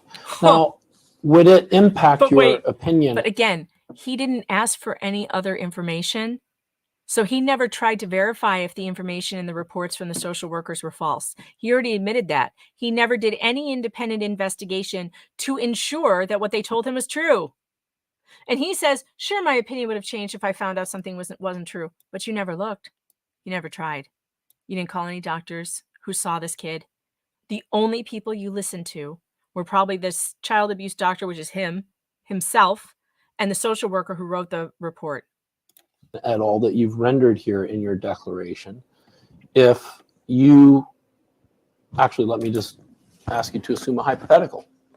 Let's assume for the moment that Dr. Yim, the child This is so loud all of a from sudden. 0 to I got to turn this down. just It's hurting under my a ears. year, testified that No social worker from DCFS ever contacted her regarding the history of the child, Oh my God. number one. That she had no conflict with Miss Duvall whatsoever. That's exactly what Cynthia's doctor said. Cynthia's doctor, Dr. Collins, wrote a letter to Cynthia that said, I told DHS that I was the one that ordered all the tests, that I did not believe that you were doing anything to influence me, but they were not interested in my opinion. That is what she wrote. And it was presented at court, and that stupid ass jury just dismissed it. And the reason they dismissed it is because the doctor wasn't there to testify to it herself, and that was the defense's fault. And I don't know, I will never know why he didn't call that doctor. And that Miss Duvall followed and complied with her recommendations. That's exactly what Cindy's doctor Would that said. change your opinion as rendered here in your declaration? Okay. In what way would it change your opinion as rendered here in your declaration if you were to learn that, in fact, Dr. Yim was the child's pediatrician from birth to just under a year, that she had no conflicts with mother at all, and that mother followed and complied with Dr. Yim's recommendations? It would help me know that mom has the capability to comply and the strength to be able to do that. You understand that one of the bases of the lawsuit here is an allegation that the social workers, specifically Miss Rogers and Miss Pender, in this instance, were dishonest with the court in the reports that they filed under penalty of perjury, right? Yes? Yes. You have to answer audibly. Oh, yes. Sorry. Okay. What does DSM stand for? Diagnostic Statistical Manual. When was DSM-5 first published? Like February 13, 2013, but I'm not sure exactly, but I think so. And am I correct that Munchausen syndrome by proxy, up until the publication of DSM-5, was not even a recognized mental disorder By the DSM. by the DSM? Yes, you're correct. Okay. Am I correct? Well, describe for me, what is the DSM? It's basically the Bible for psychiatric and mental health disorders. What do you mean when you say the Bible for psychiatric and mental health disorders? It is a book that contains all the diagnostic criteria for all the mental health disorders for every age, child, infant, all the way to geriatrics, so that there's a standardized way to diagnose, similar to like what the American Diabetes Association does. or DSM-5 has whatever, totally that gone you- batshit. You know, ADHD is ADHD and has certain criteria that you can't just, label somebody ADHD. It has to have certain criteria. So here and in New York and everywhere else, we all use the same criteria. Okay, so it helps to establish industry-wide Standardization. standardization, consistency, uniformity. Right. I mean, these are labels you don't want to just be throwing on people. Right, because they're serious. They have Like you serious did. implications. Right. Like you did. Like, for example, a Munchausen syndrome by proxy label could cause a mother to lose her child permanently. Yeah, or an attorney with ADHD or something. This guy Or a is such doctor an with asshole. ADHD. Sure, I understand, but Yes, absolutely, you're correct. But- They're yeah. very damaging. because it is a serious issue. It is very serious. And let me ask the question again. When we label a mother Yep. as somebody Let me ask it again, potentially because suffering you from made a Munchausen joke. syndrome by proxy, it has very serious consequences. It does. The mother, for example, could lose her child permanently. Absolutely. Okay. So it's critical, isn't it, doctor, that before we go out and suggest that a person suffers from Munchausen syndrome by proxy, we really need to rule out everything else. Yes, that's why it's a diagnosis of exclusion. Linux, tell me about this. Linux says, I had health issues as a child, and my mother and I faced some of these issues. Doctors would constantly separate us and ask if I was being abused. I was tested for poisons without permission, etc. And I swear to you, Linux, it's because when doctors cannot figure out what's wrong, they cannot admit that it's their own frailty and their own inability or lack of knowledge or lack of expertise, and they must blame it on mom. And it's absolutely terrible. Did they ever find out what was wrong? Did you ever get a diagnosis to help you? I mean, look, I have canceled appointments for my own kid. It was after the trial. After Cindy's trial, I was so traumatized that my child actually had an appointment with a neurologist for an EEG. We were just trying to rule out some stuff that was going on with her, with sleep problems and just weird stuff that I couldn't figure out. And I was the one who asked the doctor for it. And when I came home, I was like, oh my God, I think I'm going to call him and cancel it. Just tell him I don't want it anymore, because I do not want to get her into a hospital system that all of a sudden they can't. So I take her for an EEG and it comes back normal. And they think that I'm dragging her to doctors unnecessarily. You know, like, it makes you scared to even to try and rule something out. It makes you scared as a parent to go to especially because I would have to be referred to a neurologist that I've never met before in a big hospital system that I'm not familiar with. Yeah, now I just want to stay out of hospitals as much as possible, which is really ridiculous, because if a kid actually does have a problem, and then you're scared to go and ask, does my child have a problem? You could be putting your kid in danger then too. These people have made it impossible to parent. And it makes me really angry. It is scary. Amy, it's scary. Amy says parents don't have any rights anymore. I would be scared to be a parent these days. It's terrifying. You have to be worried about the school doing this to you, the doctor doing it to you. There is no end to the people who want to try and fuck around with your parental rights these days. School counselors, psychologists, this guy, like there's a whole list. What we need to do is to destroy these people as much as possible. And Shawn MacMillan, hero lawyer in California, has been doing that. And this is how you do it. You sue them. When they do this stuff to you, you sell everything, you raise as much money as you can, and you sue them in civil and federal court. Federal court. It's important to sue them in federal court, okay, for civil rights violations, because that's where they lose all day long. All right, let's keep going, because I want to get to John Wright, and I hope we have time. And if we don't rule out everything else before we start casting about these labels, am I also correct, doctor, that sort of conduct is inappropriate? It's unfair. I think you said it was It's unfair. unfair. Mm-hmm. Yeah. Yeah. Why do you say that? Well, it's not good medical practice. So you're not a good medical doctor, is what you're saying, because you did that. $3.2 million, folks. And I This assume guy you're asking cost me as a doctor, the county what $3.2 million It's not anybody else. Yeah. for his Yeah, as a false doctor. diagnosis. As a psychiatrist. Yes. You're a bad psychiatrist, aren't you? Yes. What Yes. about in your capacity as the You're a bad medical doctor. director of the I love Shawn. County of Los Angeles Department of Children and Family Services?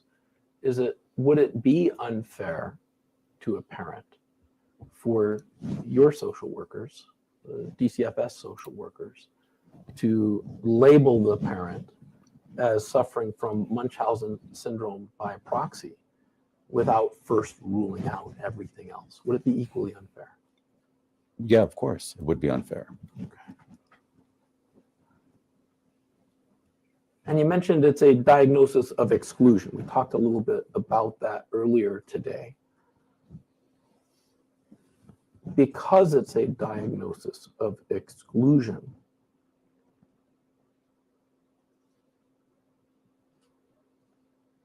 consistent with good psychiatric practice, would it be appropriate for a social worker to not rule out all other possibilities before labeling a parent Munchausen syndrome by proxy?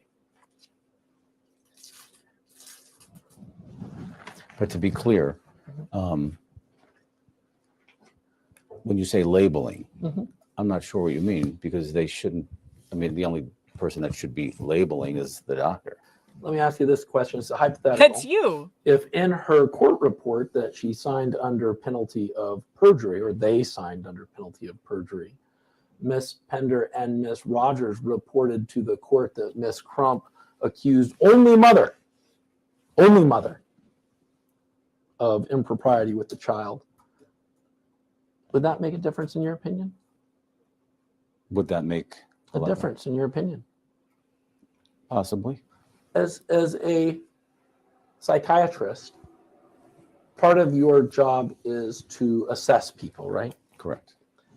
And when you're assessing people, one of the things that you do is Hold on. Somebody in the Rumble chat has found out that Lil Galaxy posted Dr. Charles J. Sophie, a well-known psychiatrist, and his domestic partner, Bruce Voss. They jointly owned a primary residence in Beverly Hills. Okay, so the gay vibe we all got was true. But this is bothersome for another reason, because here we have the chat is saying they can't find any evidence that this man has children. It is always people without children who are running these things. And I think it should be a requirement that you are a parent. If you are the one making decisions about taking kids away from parents, you do not understand parenting until you've actually been one. You do not understand the specific challenges of babies and nighttime feedings and all the things that can possibly go wrong until you've actually been a parent. And it is the majority of people I find in these positions that are abusing their power, hardly any of them are actually parents. This guy does not appear to be a parent, and he has written a book on parenting. Parenting, you guys. He has written a book. That's what he's famous for, is a book on parenting. A gay guy who has no kids. Like, what?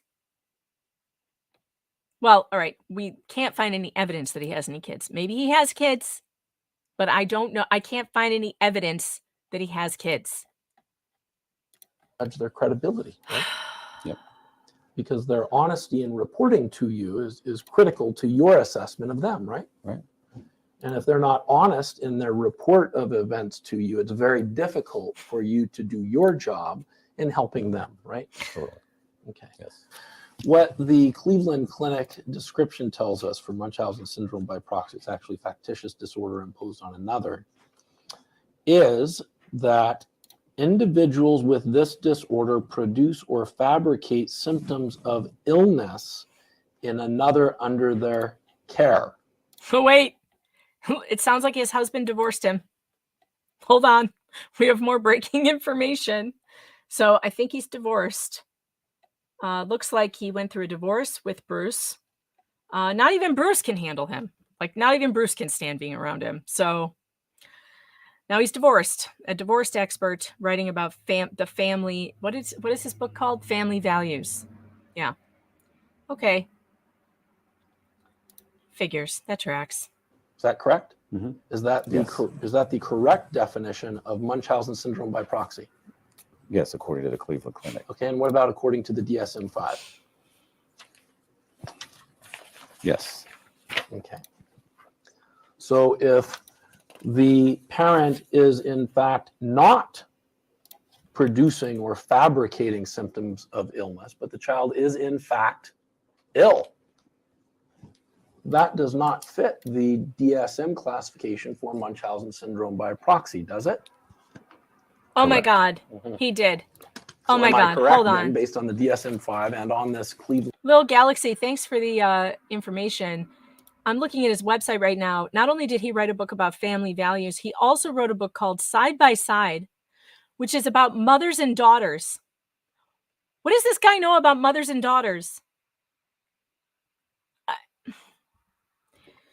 In Side by Side, Dr. Charles Sophie introduces a revolutionary program to help mothers and daughters learn to navigate and resolve even their most volatile conflicts, taking their relationship to a new level of understanding, love, and respect. Give me a break. I mean, again, this guy he's just a fraud. It's just fraudulent all over him. It's written all over him.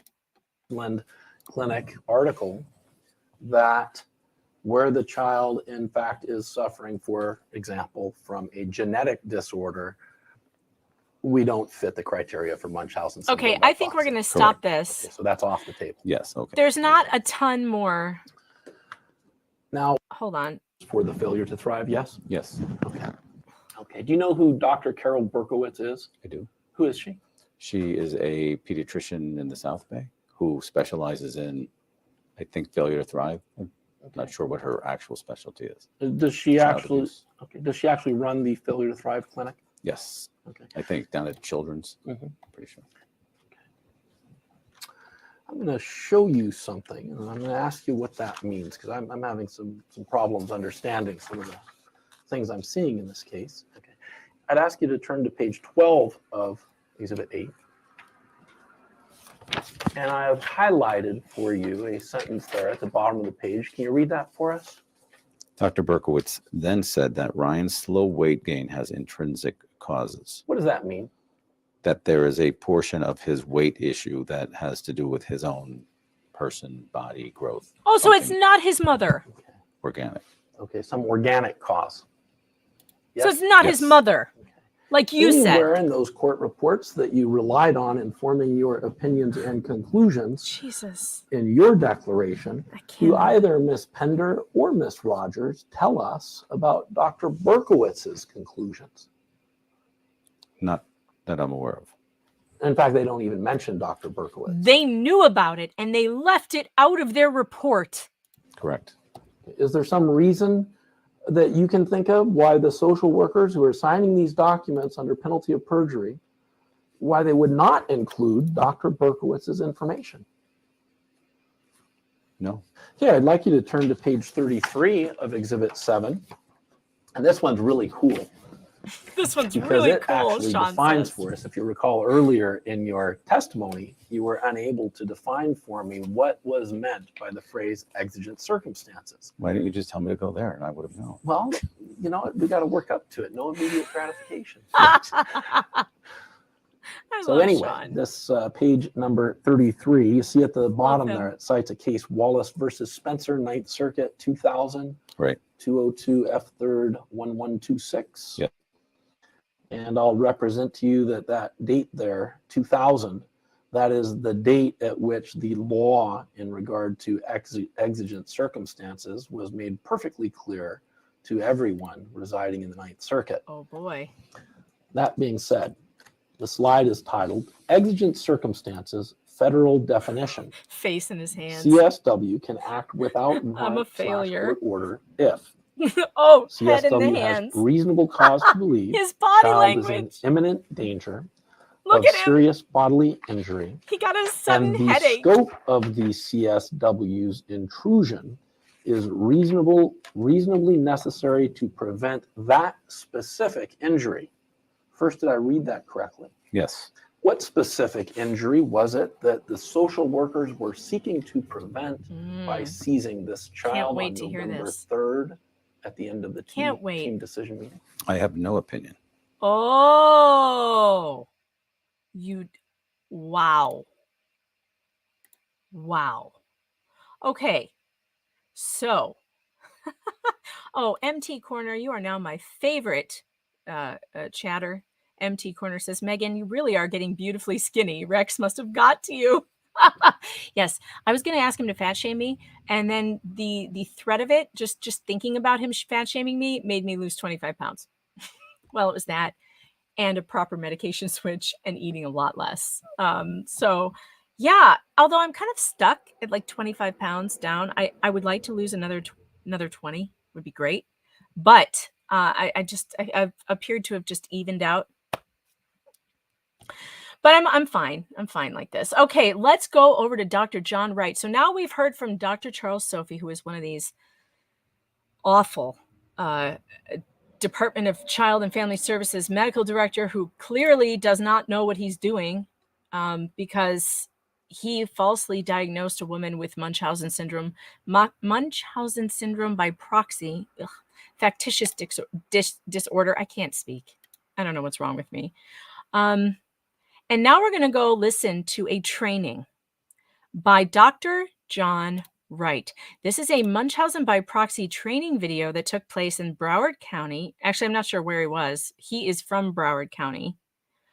And he is going to talk about how he trains other doctors, child abuse doctors, to diagnose mothers like Cynthia Abcug with Munchausen. Now, Dr. Wright is connected to Abcug's case. He is one of the reasons why she was targeted by Colorado DFS in the first place, or whatever they call themselves, DHS. He falsely accused her. It's a long story. I'll try and just, he falsely accused her in records. She was falsely targeted by CPS in Florida through her ex-husband, who was constantly calling CPS on her, and they found it unfounded every time. And he had a lot of problems. A judge decided that he should have no contact with his daughter, who would be Hannah, because of abuse. And the sheriff found it all unfounded. But CPS went to Dr. Wright, who worked for them in Broward County, and asked him to look at her case based on these false phone calls that her ex-husband had made many years ago. And he came up with a diagnosis of Munchausen Syndrome by Proxy. This is the guy. And when and it was all unfounded. The sheriff said, "This is garbage and I'm throwing it all out." When she had the problem she had in Colorado, and this was all over a divorce case. Like, this was all, like, you know how people in divorce cases, they call on one another, and like, that's what that was about. It was her ex pissed off that he was getting in trouble for abuse. And so he kept on calling on his ex-wife. And the sheriff said it was garbage. I have those records, and the sheriff said it was unfounded. The caseworkers in Colorado went into the records in Florida and disregarded the fact that the sheriff found it unfounded, and took John Wright's report and used it against her in Colorado. And it was a false report, by the way.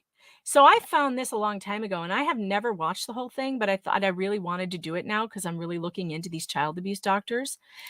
And it turns out that this guy, John Esper Wright is his name.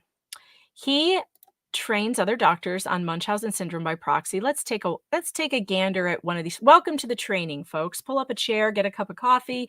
We're all going to be trained now on how to spot those evil moms who are trying to harm their children for some kind of undefined attention. Here we go. Please work. I'm Dr. Wright. I'm in the Broward County Child Protection Team, medical director. Doing that for longer than I want to admit to, but I started when I was 12. So he's the only one that laughs at his joke. I'm going to tell you a little about myself. I started more or less right after my residency program, within about a year of my residency program. And I went to a lecture by Jay Whitworth, whose award we just saw given out today, when I was first out in my private practice, and he had slides and he had a bunch of pictures of kids who'd been abused. So I went up to him and I said, "That's really great. And I knew about the Child Protection Team in Dade County because I had presented a case at Grand Rounds, which I'll talk about in a minute, and that involved child abuse. And so I said to Jay, "This was really great. How's the Broward County team? Is there a team in Broward County? And who do I talk to about it?" He goes, "Well, we're starting one and we want you to run it." Or they already had one, and because I walked up to him afterwards, he offered me a job. But I already had a job at a private practice,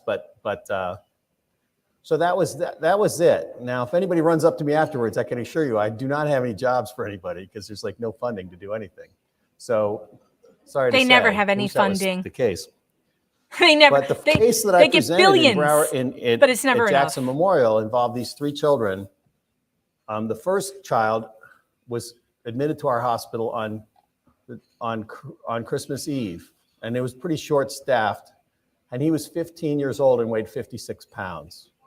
And he had previously been in another hospital for about the previous week, and then he was discharged home, and he collapsed at home, came back in, and they had treated him for about 5 or 6 different diseases with a lot of different medications. And those diseases were not really likely to be co-occurring. Let's put it that way.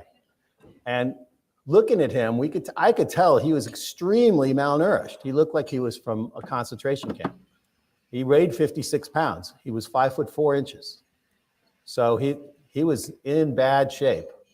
And he had, I got some records from the other hospital, and he had been admitted because he collapsed at the dinner table, and the mother told fire rescue that he had a hypoglycemic attack. And so they gave him IV glucose. on the way to the hospital. And this was a long time ago. There were no portable glucometers. You couldn't measure a glucose. You could just say, hey, he's hypoglycemic, and give him some IV glucose. So they gave him an amp of glucose, which is enough glucose for a full 70-kilo man. And he weighed 56 pounds, as I said. So when he got to the hospital, his blood sugar was 240. And in the ER, they didn't realize that Fire Rescue had just given him an amp of glucose on the way to the hospital. Well, that's negligent. So they thought, oh, he must have diabetes. So it was a collection of one mistake. Yeah, after doctors another. made mistakes. And sure. The next day, and they did a chemistry I thought profile, that never which happens. was pretty amazingly normal, which included a serum phosphate. And the next day, they did another one because they used to do one every day, and no one would look at it apparently. So the serum phosphate went from 6.0, which is normal, to 0.3 the following morning, amongst about 100 other blood tests no one looked at. But that one someone should have looked at because it just dropped by a very large percentage. And then he went into heart failure, and all his hair fell out, and he became anemic, and he had a spherocytic hemolytic anemia. He had all of the features that of supremely low serum phosphate would do to you, because they just gave him all this glucose. And I was a chemistry major. I taught biochemistry. So here was a person who, that crazy esoteric Ebden-Meyerhoff pathway came to play right out in front of me. If you don't have phosphate, you cannot make energy, because energy. No. They didn't know he was. They were not the sharpest bullet. They did every possible procedure you could imagine. They do a bone marrow biopsy on him. They had him on digitalis and all kinds of stuff. So he was lucky he wasn't in this other hospital. So we gave him phosphate, and he got better, but he almost died a couple times. But then he got better. So his little sister, he had two little sisters. They were 7 and 9 years old, and the 7-year-old weighed 35 pounds, and the 9-year-old weighed 42 pounds. So they were all extremely malnourished. If you put their growth charts together, they all became extremely malnourished when their father lost complete custody of them in the dependency court. And the judge in the dependency court said, the father shall have no contact with them until a better rapport could be established with the father. That was a dependency court decision. I don't know, he was supposed to skywrite. He was not allowed to send them letters. I mean, there was no Skype or any of that stuff. So he was not allowed to have. Admittedly, family court is horrible like that. And they take fathers and mothers away from children for no good reason. Any contact with them until a better rapport could be established. And this mom had 3 law firms working pro bono for her. She had an attorney. That's unusual. She had an adult endocrinologist that came to court and swore that this child had diabetes. But we removed him, and 6 months later, he weighed 128 pounds, and his glucose tolerance test was completely normal. So I cured his diabetes. Completely cured his diabetes. It wasn't like he didn't have any iodine antibodies or that stuff. What he had was hypophosphatemia from refeeding syndrome that almost killed him. So I have a disease too. I'm here to tell you I have a disease. Eventually, Billy came to dread his father's lectures over all other forms of punishment. So we're here to talk about punishment and biochemistry and and stuff. So rather than have me ramble, I have a PowerPoint. So I have a disease, and it has all of these acronyms. Wow, what did I do? Didn't know I could do that. It has all these acronyms. MS, MSBP, FD, FDBP, FDIA, CAP-PFC, FII, BC, MCA, VH. Does anyone know what that one is? You probably don't know any of these. I'm going to show you the next page. CFI, MIA, and LLPOF. You got LLPOF last time I gave this talk. So this is my disease that I have. I promise you I have a disease. Oh, I don't like that. Munchausen syndrome was first described by Asher in 1952. So that's where this kind of idea of Munchausen syndrome came from. And then Dr. Roy Meadows in 1977 coined Munchausen by proxy, in which children are caused to be ill. And then fictitious disorder by proxy. Fictitious disorder is what the DSM-4 calls it, which is the mental health diagnosis. and the DSM-5 called it fictitious disorder imposed on another, FDIA. And then the APSAC called Look at it how many names they child have for abuse by this. pediatric condition Look at how many. falsification. Look, And the British Pediatric Look. Society called it fabricated or induced. look. This should be a giant red flag to you. Giant red flag that all these different organizations keep renaming this thing. Medical child abuse. You see that? That's what Cindy was accused of, because they can't say Munchausen anymore. You know why? Because his report on her was completely fabricated nonsense that was thrown out by a real doctor who actually observed her. He never spoke to her. He never called her. She didn't even know that this thing existed. He never, in order to diagnose Cindy with this thing that he says she had, he never even spoke to her. He just looked at some medical records, her son's medical records. How do you diagnose a person with a mental disorder when you've never looked at her medical records or spoken to her or put her through any kinds of tests? For the trial, Cindy had a psychological evaluation that ruled out Munchausen syndrome by proxy, which is why the state went with medical child abuse.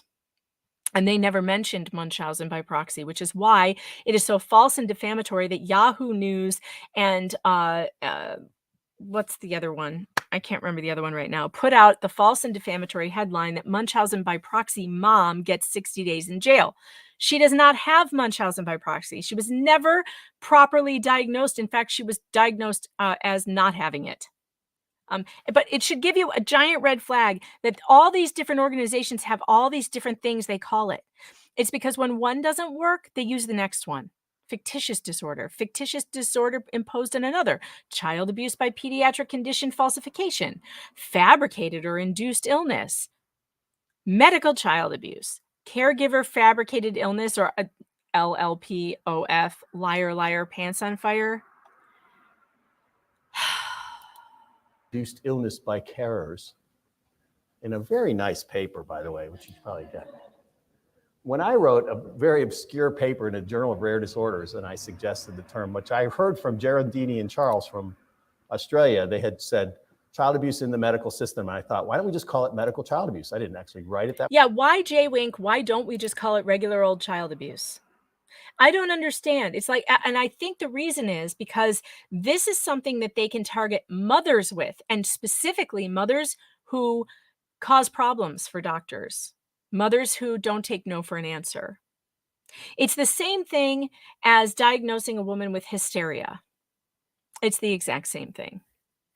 It is overused. It is misogynistic, and the women who, or people who actually do make a child sick for attention, that's just plain old child abuse. It's not a mental illness. It's child abuse. And there's no reason to make up this specific mental illness that only affects women. It's like, how do you not see it? How do people not see this for what it is? It's just another way to oppress women. Really. And I'm not even like one of these feminists. I'm not a feminist who like runs around seeing misogyny everywhere I look, but I see it here plain as day, because men are never accused of this. Never. This is about women being shut down, and this is about a way to shut down women who are causing a problem for their doctors, who are disagreeing with doctors, who won't take no for an answer when they try to get an answer for their kids. It happened in the Pelletier case. It happens all the time. It happened to Drake Pardo in Texas. Now, in his case, they included both parents in their medical child abuse. So I guess there's a rare occasion when a man is included. But while I'm sure that there are cases where women have abused children, like they've caught them on video.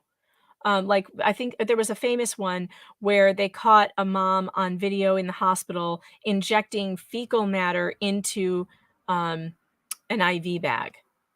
So obviously that would make a child very sick. But to me, that is just simply child abuse. And if it was a mental disorder, then that woman wouldn't be fit to stand trial and she would have to be sent to a mental institution, right? But they don't do that. They put them in jail. That's the other thing I don't understand. If this is a mental disorder, then those people are protected under our civil rights laws, because people with disabilities and Americans with Disabilities Act. And then in that case, they should be offered help and therapy and not jail, right? So although I disagree with that, I would not do that. If a woman is injecting fecal matter into a IV bag, she should go to jail. That's child abuse. But specifically making a disorder out of it just to target women is crazy. And I think it makes it easier for them to do this. It makes it easier for them to take kids on these bogus claims. That way, but I put that as a co-definition, Oh, hey, by the way, I'm going to be on the, what is the name of that podcast?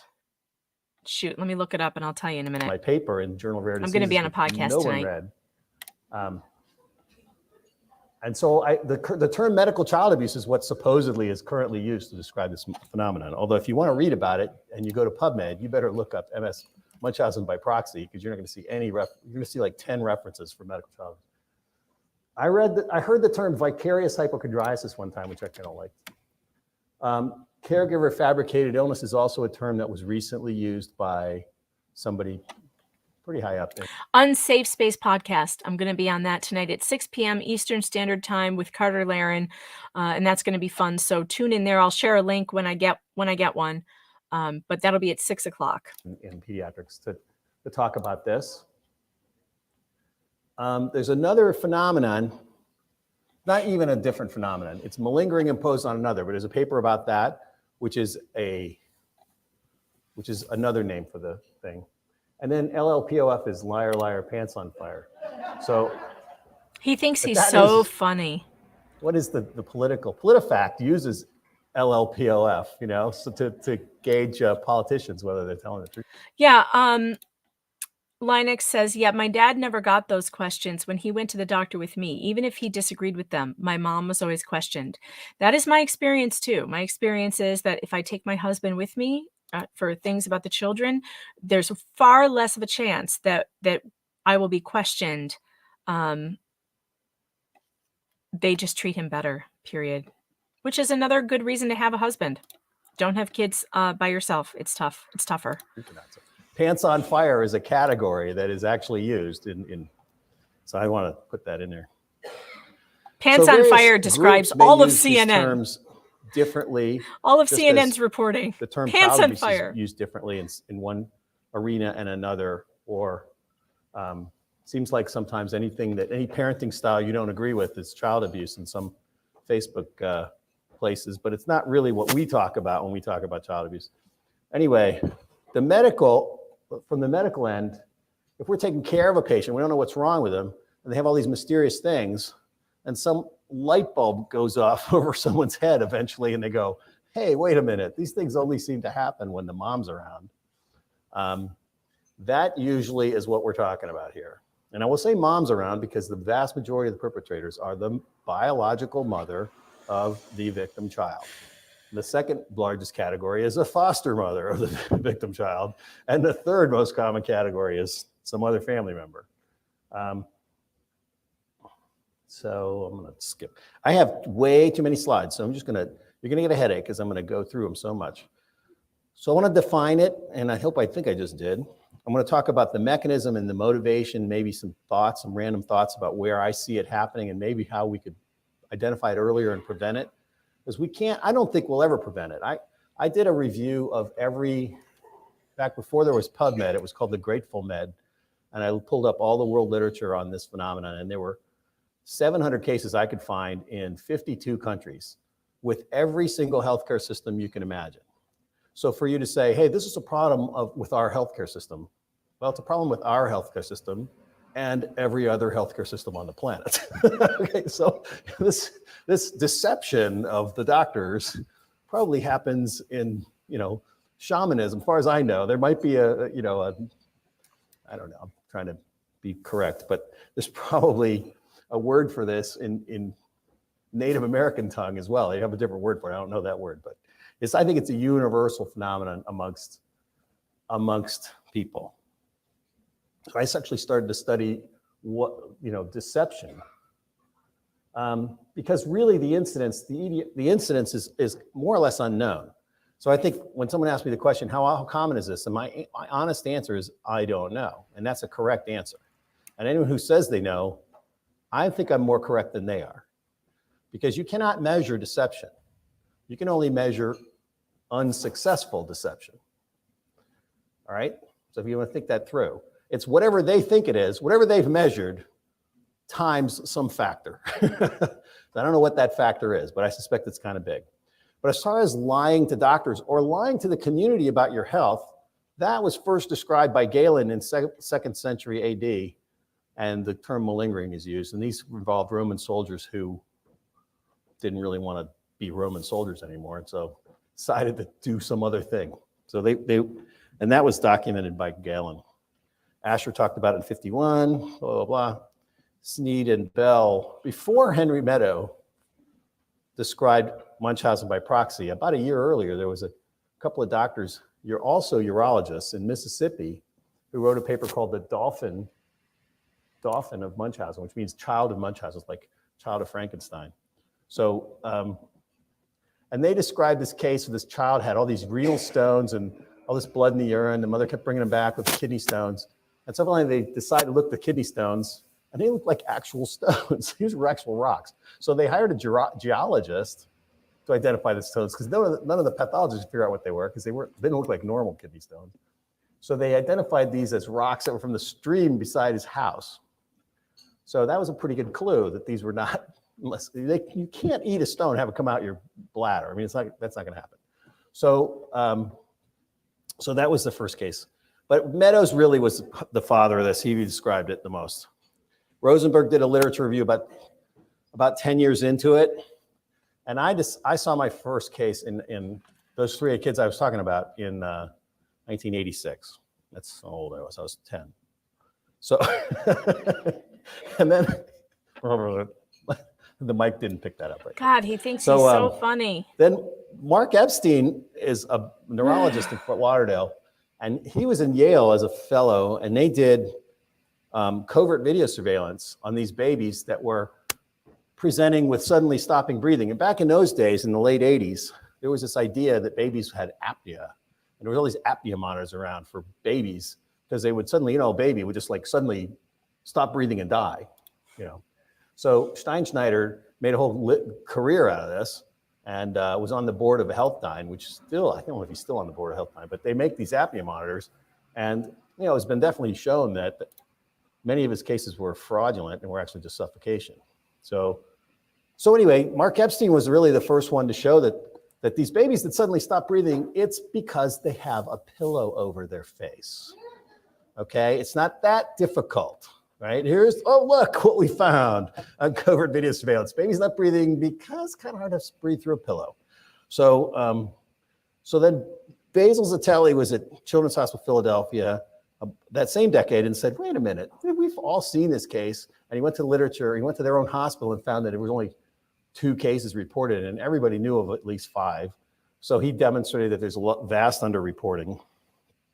And Herb Schreier and Judith LeBeau sort of speculated as to why people do this.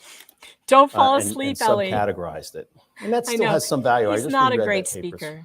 Look at it. But I think it's one important. of my most disturbing papers, if you want to read one, is called "My Mother Caused My Illness." I think it's important to understand how these people think and what they teach other doctors, because these are the experts. This guy travels the country teaching other doctors that Munchausen is vastly underreported.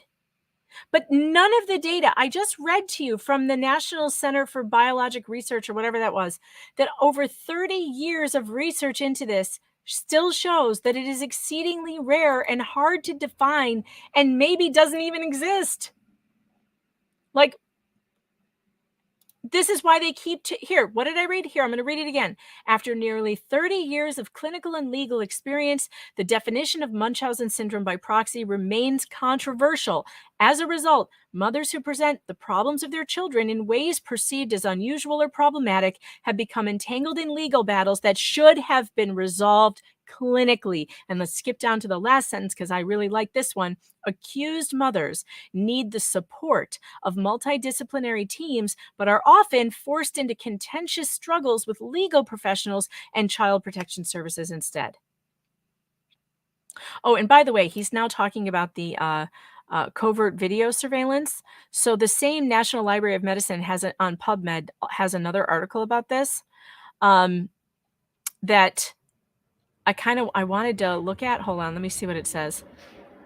It says, since it was first identified in 1977, Munchausen syndrome by proxy has uniquely affected the way in which the medical and legal communities deal with the issue of child abuse.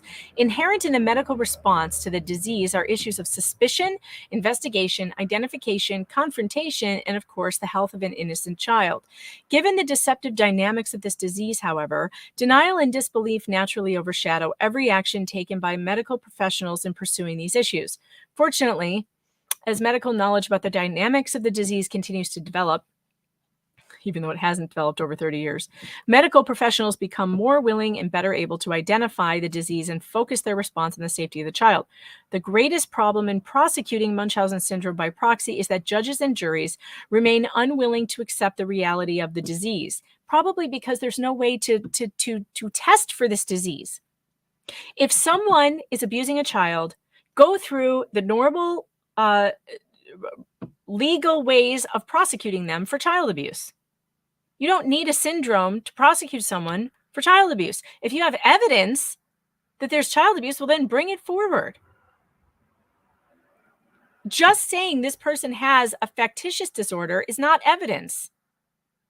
Consequently, in an effort to confirm medical suspicions and quell legal doubts, the medical community has resorted to covert video surveillance of the abuse while it's being perpetrated in the hospital.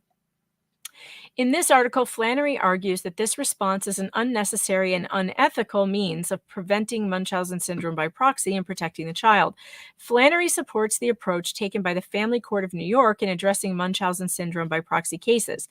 The Family Court of New York recognizes the unique dynamics of this bizarre disorder and therefore considers all cumulative circumstantial evidence in a Munchausen syndrome by proxy case, comparing the facts of the subject case to the commonly accepted features of confirmed cases. Part of the circumstantial evidence that should be considered, Flannery argues, is the dissipation of the child's condition upon temporary separation from the alleged perpetrating parent. And that's the thing that is so bad, is that they've just decided, well, instead of getting any evidence, we're just going to separate the kid from the parent, which I think is nuts. I think that's crazy. Unless you really do believe the child is in danger of dying, which Hartlett, you just heard on Shawn's deposition, that it's exceedingly rare. Like, for instance, if they had kept that woman in California, if they had kept the baby with her and worked with her, they would have found out and talked to her doctors, because they never talked to the doctors, or they did, or they left it out of the report, right? They lied on the report. They would have found out that he had like a genetic disorder. Tits and Raygun says, wait, what? He sneaks cameras into their houses? This dude's a perv. No, I think the cameras are just in the hospitals. And they have caught people that way. So I don't know if necessarily it's unethical. I think it's actually better than just making these blanket assumptions, because at least that's evidence. By Mary Burke, published in 1977, where she goes into how horrible it was for her to be a child. And her mom used to do all kinds of terrible things, which include hitting her on the wrist with a hammer. Ow. To cause a bone lesion that was mistaken for chronic multifocal osteomyelitis by a bunch of that's good just, doctors. to me, and putting coffee grinds and putting feces in her wounds and that's child abuse. Why do we have to call it this weird thing? And then everyone, all these moms, anyone who disagrees with doctors is suddenly a victim of this disease. Constantly causing her to have horribly painful skin wounds and skin breakdowns and bony lesions, which nobody seemed to, no light bulb went off over anybody's head because really it wasn't in the literature for all that long.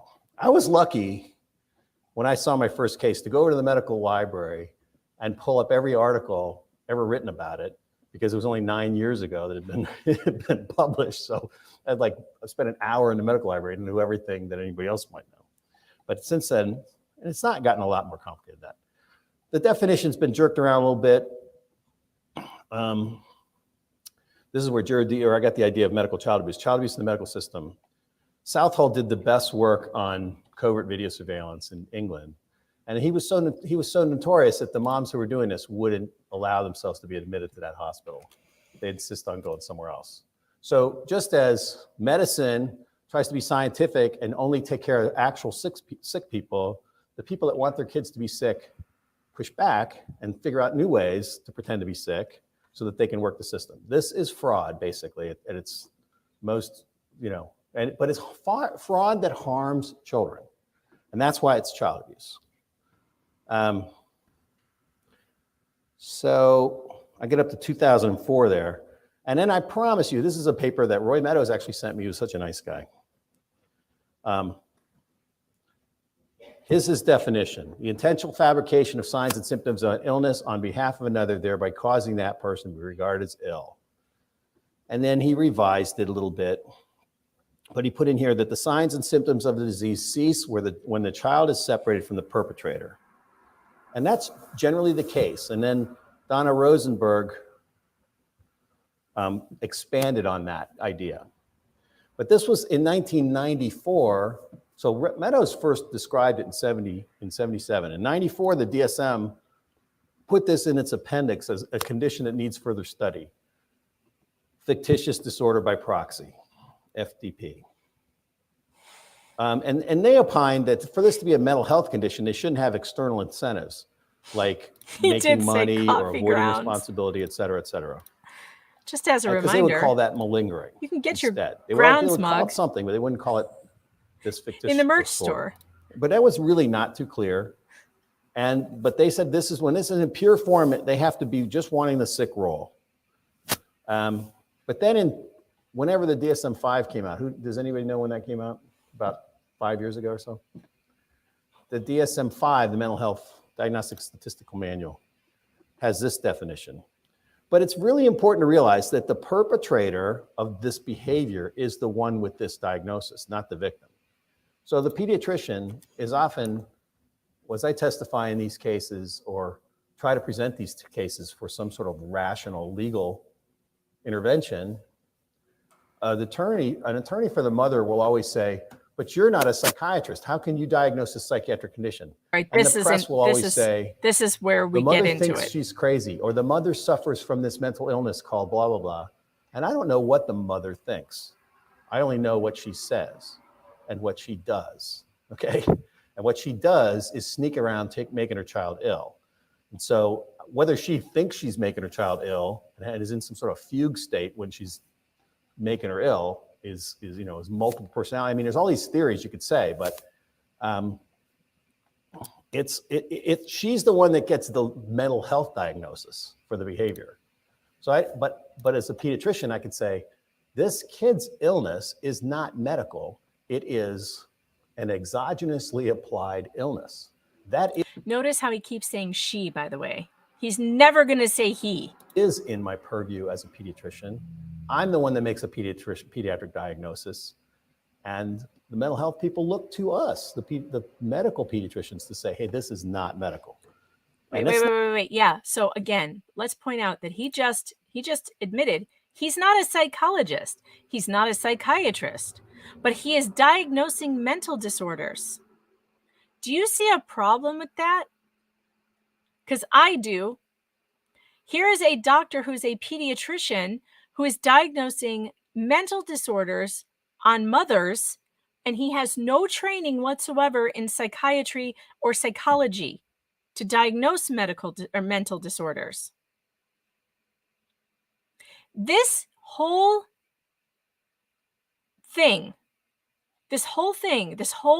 diagnosing of Munchausen syndrome by proxy is so rife for corruption This guy, he never even went to school for psychiatry. He's a pediatrician. I mean, do you guys not see the conflict of interest there? So he just told you that he gets, criticized because he's not a psychiatrist, as he well should be, because he's running around diagnosing women with a mental disorder, and he's not a psychiatrist. Not always easy. I'm going to skip through all the Rosenberg stuff. Too many slides. I'll say a critique of Rosenberg's criteria. All criteria based on a child be repeatedly presented for medical care. And to me, that means how many times do they have to fake the disease before we can call it, this is fake disease? In my book, I think you only have to do it once. What? Mom comes in and says, my baby vomited blood on this blanket. And if you have a CSI, if law enforcement takes the doctors seriously and say, hey, no, it doesn't look like the baby vomited blood on the blanket. I'm worried about this baby. Can you see where this blood on the blanket came from? And they tested it, and the baby's not breastfeeding, and he's like 6 months old.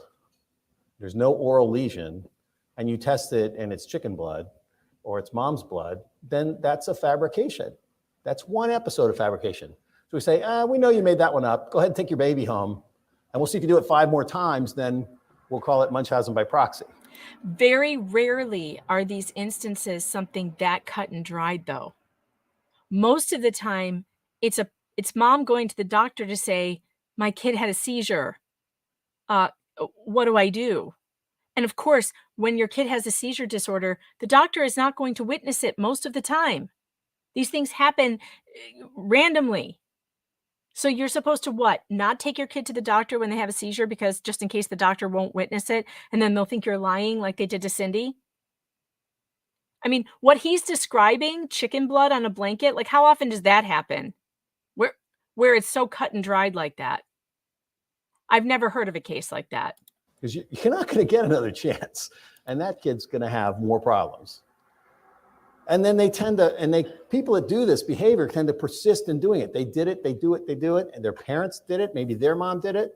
This is a very, very entrenched sort of behavior. And they are very determined. So they end up with very ill-defined, irreproducible, and I will call epinomystic. Means an eponym, meaning a disease named after a person. Oh yeah, that person has Baker disease. You've never heard of that? No. How many parents do you know, especially single moms who are like working and trying to put their kids through school and all the stuff like Cindy was? How many moms do you know who would have time to spend just their entire lives in hospitals and like have to lose jobs over it? And I mean, how sorry, the mail just came. What did I get? Media mail. What's this? Oh, I think I know what this is. I think this is going to be something interesting to you guys. I'm going to open it. I think that this is one of our friends from LawTube sent me a book. Let's see what it is. Aha, yes. Ideas and Answers in Law by Stephen Gosney. And Steve's going to come on the show with me probably this week, maybe Thursday. And he just sent me this book, and I'm going to check it out. Have you guys seen Steve's book? Oh, it's an autographed copy. How nice. What does he say? The wise Megan Fox. Thank you for all of your wonderful work. And wonderful work over the years. Keep up the good fight. God bless. Aw. That's so nice. Oh, cool. So we're going to have Steve on soon. And I got to review that book. It'll be good reading. All right. What was I saying? Oh, yeah. It's very rarely as cut and dried as what he is saying. And how many moms do you know have the kind of time to spend just like running around to doctors all the time? Like, for what? You know, Cindy had 3 other children before Christopher. None of them had medical problems like this. She wasn't running around taking them to doctors. So are you telling me that she raised 3 kids with none of this, but the last one, she just decided to become obsessed with his health for no reason. Like that just doesn't make sense to me. Steve is pure and innocent. He reminds me of me. Is there a Baker disease? I don't know. But gee, you've never seen one. You must be terrible. But okay, wait. So he's talking about these very rare like disorders which exist, okay? These rare disorders exist.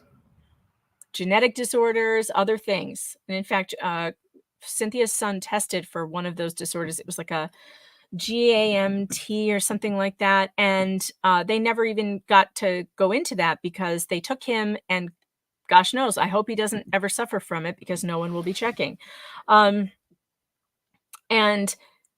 so some people claim that mothers with Munchausen will choose these extraordinarily rare conditions to claim that their child has. And that's how they keep the doctors from figuring it out, because nobody is an expert, nobody figures it out. In Cindy's case, she never told any doctor what she thought that he had. It was the doctors telling her what they thought. So it's not the same. And the Pelletieri case, turns out she did have a rare mitochondrial disorder. These people act like they don't exist. so it's everything in medicine has got like 4 different names too, by the way. It's not like enough, there's not enough diseases. Each disease has 4 different names. So it's very much annoying. But I'd like to think that there's no such thing as Baker disease, but back in the back, Dr. Knox is looking it up on Dr. Google, and she's going to tell me there is. So in other words, someone's going to make up some disease this kid has, and we're going to say, oh, you didn't do the test for that. Oh, yeah, sorry. Or there is no test for that.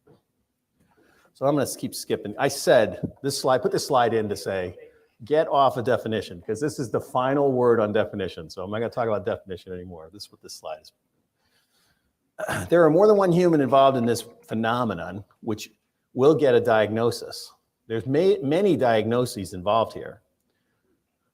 And the victim will often have several diagnoses. But that doesn't exclude that they have been the victim of some fabrication of their illness or some work. Wait, I'm looking at the Rumble. Up on the horizon says, Megan, why do you think this doctor is biased against women? When I read his book, Bitches Be Crazy, he seemed fair. So funny. And when I was opening Steve's book, Jay Wink says, not a baldo, so I don't care. So funny.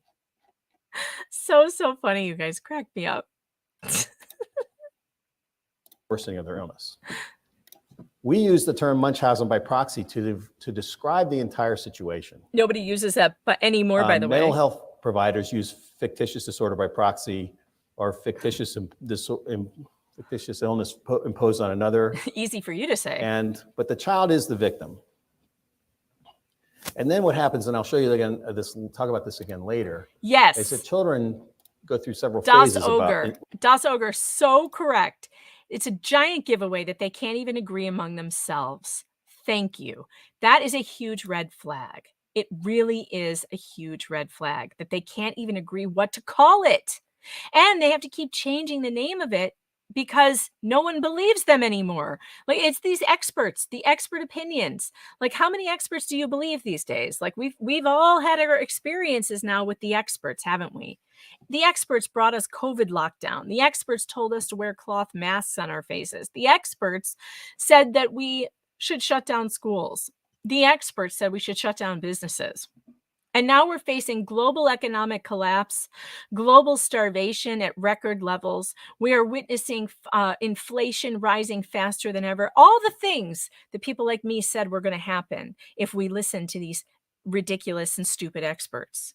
So when the experts can't even agree between themselves what to call this thing they say exists, forgive me for being a little skeptical, okay? Because I think this is redonkulous. That's what I think. That are involved in this. I'm going to skip all the things. One of them, like a little baby, is naive. They don't know what's going on with them. So you're not going to get a history from the little baby. You're going to get history from the mom or the caregiver. And so now you're a criminal if you give the history. And that's I guess you're supposed to true. just And- bring your kid into the doctor and be like, I don't know, here, I'm not saying a word, not a single word. You figure out what you think is going on. So because if I say what I think is going on, you could turn around and accuse me of trying to manipulate you into doing tests. So I'm not sure I should say anything. Should I bring a lawyer to the doctor with me? Should my lawyer contact you with what I think is wrong? It's just, there's no way for you to take a baby to the doctor without being the one giving the doctor the information as to why you are there. So and this is what Cindy got convicted of, by the way. She got convicted of medical child abuse because she was the one providing the information to the doctor that the doctor then decided to make do tests. And they weren't even a whole lot of tests. He had a couple of tests. It wasn't a big deal. It was an x-ray, a couple of punctures for, blood test, and a lumbar puncture, which she didn't want to do. That's what they claimed was medical abuse. Okay, the kid was not marked, not harmed, not bruised, nothing. It was literally the test that the doctors did. But they're saying, well, because she told them what she thought was wrong, they only did the test based on her. But she had an email from Dr. Collins that said that's not true. I would have done those tests based on his medical history. And they're saying, well, his medical history, though, is only based on the mother's report. Well, what are you supposed to do when you take your kid to the doctor? Seriously, okay, I'll tell you what. Here, I'm just going to hand you the baby and remain silent. I have a right to remain silent. Jesus. And unfortunately, the most severe cases start occurring very early in life. And then they get worse and they modify and they go for different sort of phases. And eventually, though, this child then will be, if they're not killed, they will be a preschooler and then a school-age child. And if the mom keeps going to the doctor with a school-age child telling him that he was vomiting blood, he's going to go, really? When was I vomiting blood? So at some point, maybe the pediatrician... I just got to point out here that something just came back to me from the trial, from Cindy's trial, too. Her son took an IQ test, of which she wasn't there for. He took a neurological testing. They sent him for a neurological, testing where it was IQ and also muscle function and all the stuff. And she wasn't there. She was outside of the room. And he scored extraordinarily low on IQ and on muscle weakness. This was the test that they did on him at the neurologist. Why did he have those results? She wasn't in the room. She didn't hack into the computers and change the results. Why did he have those results if there's absolutely nothing wrong with him? Now, the Topamax, the drug that the doctors, the neurologists put him on, does cause neurological malfunction, can cause learning disabilities, slow, what do they call that? Slow thinking, brain fog. And so it could have impacted him, but his mother could not have impacted that test. Linux says neurologists clearly faked the test. Duh. Yeah, no, they didn't listen to the doctor in Florida either. The doctor in Florida has in the records, his own records, that the baby went unresponsive in his arms. So the doctor was holding the baby when he had a sleepy seizure. And it's in the doctor's records. And they kept trying to say nobody else witnessed it. But again, her defense attorney didn't call the Florida doctor. He just relied on the records. And so the jury doesn't get to hear from the doctor that, yeah, I remember holding Christopher when he went limp in my arms and I examined him and I told her I thought it was a sleepy seizure. So anyway, moving on. Christian will be able to get a history from the victim child. But these moms are incredibly very savvy about keeping the victim close to them and keeping the victim from telling anybody about what's going on. According to him, he must know a lot of these moms. Doesn't it sound like he knows a lot of these moms? although according to all the data we have, it's exceedingly rare. Just keep that in mind. And being really protective of them. Really super moms. Is it possible? Very protective. Is it possible that they're that protective over them because they have a medically complex child? I don't know about you, but as a parent, I have one child who has been my oh, get wrecked, sex bot. Get out of here. Somebody, do we have any mods in the chat? If there are any mods in the chat, can you please keep an eye on the sex bots? I don't know if we have you know, if anyone here has a medically fragile child, or one of my kids is more medically fragile than the other two. She's the only one who's had major surgery. She had she had appendicitis while she had COVID, and that was horrifying. We all had COVID, and I had to take her for surgery, emergency surgery. And she's the one who has all these like kind of strange things that the others just never had. And when you have a kid who's prone to having medical issues, it's anxiety inducing. And one of the experts that testified, the only person that defense called on Cindy's behalf, which was really frustrating, was a therapist. And she actually said that the parents of medically fragile children often exaggerate. And it's due to their anxiety. It isn't because they are trying to fool anyone, but the parents that she's worked with these medically fragile kids who are always in and out of hospitals tend to exaggerate because they obsess over this condition, because their child might not be getting better or might be facing a lifetime of physical therapy and might be facing all these things. And as a parent, it is incredibly anxiety inducing. And so if you are protected, I'm more protective over my child that's more medically fragile than the others. Absolutely, I am. Every single time I sign her up for a sport, I'm like, oh God, you know, like she's got like a foot thing, like her feet don't. So she was in soccer, and I was like really scared she was going to like break an ankle because her feet, for whatever reason, it's such a weird thing. So you know how you can try to flex your foot right now back towards your shin, like pull your toes towards your shin. You should be able to go like way more than 90 degrees. Hers only go 90 degrees. Like they stop at 90. They do not come back any further than that. So her calves are either so tight. You guys in the chat, I will not show you my feet. You guys in the chat, so her feet her ankles like don't go past 90 degrees. So her calves either are, I don't know why that is. But you know, the doctor's always like, she needs to stretch more. She needs to stretch more. But I've tried to help her and like, they just don't move. It's almost like, I mean, it's just like they're totally stuck like that. I don't know. It's weird. And it affects the way she walks.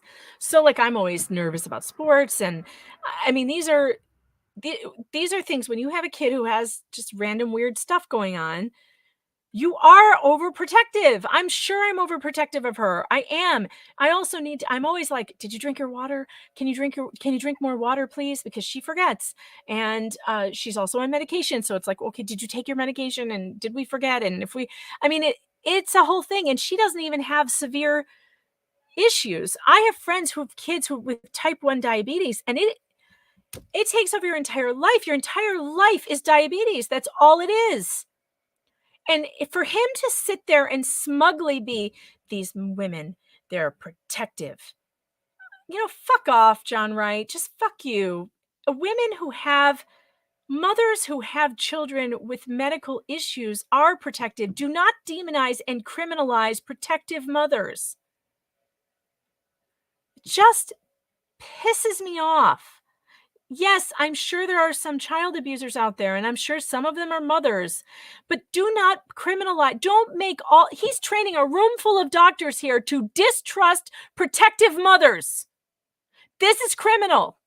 Being protective does not make you a mentally ill, deranged psycho. It does not make you a monster. I'm a momster, not a monster. Although I can be a monster. Tell you what, fuck around with my parental rights and my kids and you'll find out. That reminds me, if you want to get over to the merch store, one of my absolute favorite sets of merchandise here is the caution bitch switch. Flip it and find out. If you are like me, as a woman, you know, we have a little switch. We've got a little button. And if you push it, if you push it the wrong way, the bitch comes out. And if you screw around with my kids, yeah, flip it and find out. Flip it and find out, Dr. Wright. Because I really do not like this criminalizing of protective mothers. Guy Vermectin says they would rather be evil than wrong or ignorant. Yeah, they hate being wrong. They hate it. Shawnette, you want that shirt? It's very easy to get that shirt. You just go to the merch store and order it right now. The merch store, by the way, is linked in the description of this video. And also, Daisy Nimbus just dropped a link for you in the chat, so you can just go right over there and get it. But it's a great shirt. And the mug is terrific too. The colors are great. It's like a deep navy blue with red writing. I love it. I should bring it on the stream because I have one, and it really looks nice. So does the shirt. I should have worn the shirt today. I have it. Should I go change? Should I change my shirt? I liked the Momster one though. Momster will be in the next edition of the DSM. They're gonna stop. They're gonna. It's called Munchausen Syndrome by Proxy. Will now be called Momster Syndrome. I haven't been over to the Rumble chat in a while. What are you guys doing? What are you doing over there? Checking on you. All right, I'm gonna play this and I'll check the chat for a minute. And very empowered. Oh, very empowered. Now So he's. it's going to be difficult. Now he's impugning women who are not only protective but empowered. Do you hear this, ladies? And this is why I am telling you that this is misogynistic at its root. If you are a confident, protective, empowered mom, if you want what you want and you know, and you're not going to take any shit from these people, they are so much more likely to accuse you of something like this. Which is why I am terrified to go to the doctor, because just my personality alone, if I rub somebody the wrong way, which I always do, I am who I am, this could be me. And I just don't understand why it's so difficult for people to see that, like, hey, wait a minute, these people are subjectively diagnosing women with this mental disorder to take their kids with little to no evidence that this is happening based on what this guy says. Oh, these women are protective and they are empowered. Protective and empowered? Those are two words that I would choose to describe any good mother. Wouldn't you? Jesus. Well, I want to hear, what do you do to make sure that you are not overlooking something? Because, you know, a pediatrician, this guy is not a specialist. And here's the thing that bothers me the most. Often the child abuse doctors will disagree with the specialists, and the county will go with the child abuse doctor who is a pediatrician. That's what happened in Cynthia's case. The child abuse doctor who never saw her son, who never talked to Cindy, her word was taken over the word of two specialists, one of whom was the best neurologist in the United States. Dr. Abigail Collins is the best pediatric neurologist, or at least one of, known as one of the best pediatric neurologists in the United States. And instead of taking her word for it, they took this fat ass child abuse doctor's word who works for the county, who never saw the kid. When Abigail Collins had been seeing Christopher for months, for almost a year, and said in writing that she did not believe that Cynthia was making anything up. But they went with the child abuse doctor that the county hired. And the county hires them to take the kids away that they took, to justify them taking the kids that they took. And they pay them to do it.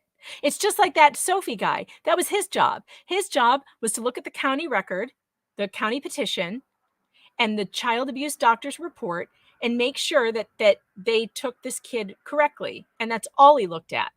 And he said, of course, yep, we did, which he didn't. And they lost $3.2 million for it. I'm just so pissed. To get a history from the child. She's going to make sure that doesn't really happen. Although I have been able to do it.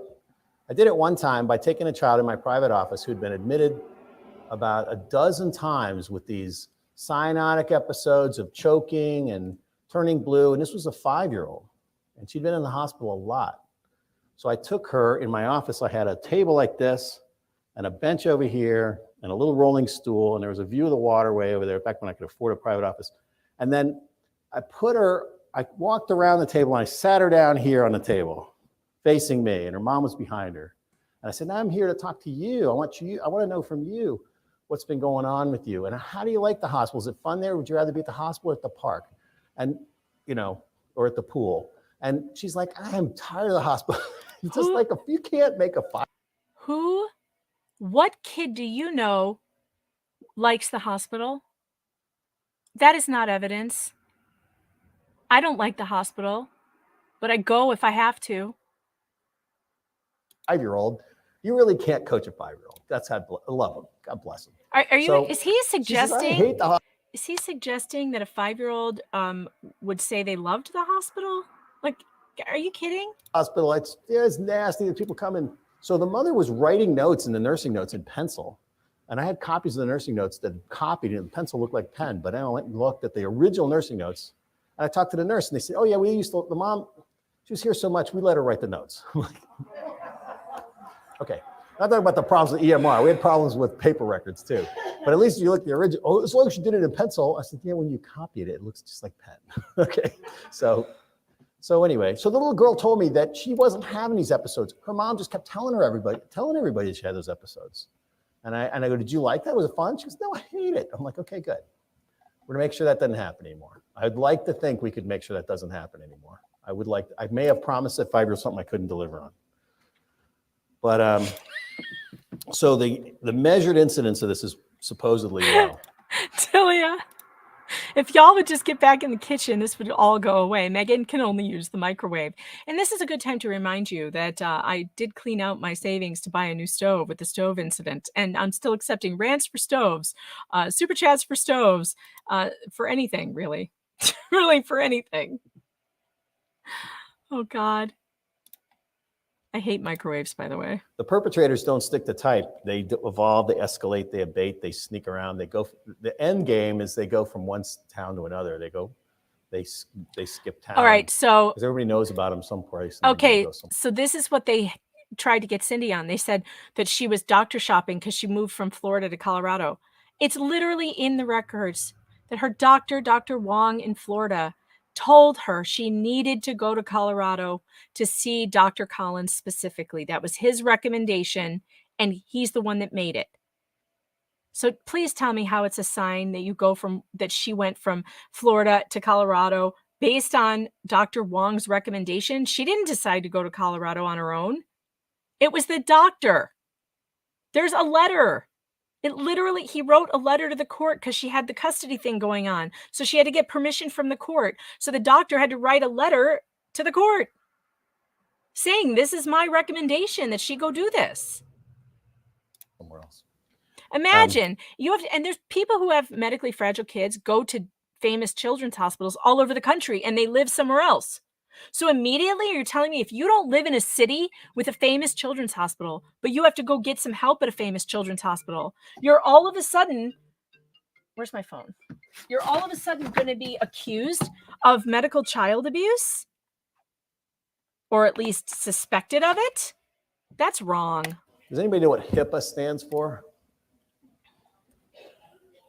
What is it? Health Insurance, Privacy, and Portability Act. Now, like any law, generalizing here, is achieved the exact opposite of whatever it was whatever the name of the law is. If you want to know what the law does, you read the name of the law, and then just imagine the exact opposite, and that's what the law actually achieves. It's something called. No, Jay Wink, it was not already in court. She had a custody thing going on in Florida. She had a bad ex-husband. So she was in a custody thing. So she had to get an order from the court to follow the doctor's orders. So she was not under investigation for anything in Florida. I told you they threw it all out. Her ex-husband was like accusing her of stuff. And this guy, John Wright, made this ridiculous diagnosis of her and never met her, never talked to her. it wasn't. She wasn't in family court for the son. It was her daughter, the ex-husband, who had been, a judge took away his parental rights. I'm just going to leave it at that. It was a bad situation for her, for the child. And a judge, I have all that paperwork. The order from the court was that she not have any contact with him, and that they were actually put into a modified protection, witness protection program. They put her in an address protection program to keep her child safe from him. The Colorado doctor and the Florida doctor did speak. Yes, they did. The specialists are not the problem here. The specialists both agreed. The specialists just weren't called into court. Yeah, but lots of people, Jay Wink, are in court for family custody issues. That doesn't have anything to do with his medical situation. Lots of people are dragged into court for lots of stupid reasons. In this case, it was not a stupid reason, and the court sided with Cindy. The paradoxical effect. So I don't know of any portability Thanks, of healthcare information that goes from one state for to the another. stove. Do you? I have not seen it. So we've been under HIPAA for a long time. The whole portability thing is out the window. I've never seen that. So even across town, there are little tiny hamlets, little places where they have one. Oh, and by the EMR way, system he had the same pediatrician for the entire time they were in Florida. So he's going to talk about doctor shopping. Christopher had the same doctor, the same pediatrician. Was Dr. Wong the pediatrician or the neurologist? I don't remember. He had the same pediatrician and the same specialist in Florida. She was not going around shopping or anything. There were 2 hospitals in Florida that were connected. So sometimes the one specialist would be at one place and the other one would be somewhere at the other one, but they were connected. So it doesn't fit. Her story does not fit this. He had the same pediatrician in Florida for all those years. And then when they moved to Colorado, she only had one pediatrician and she had one specialist.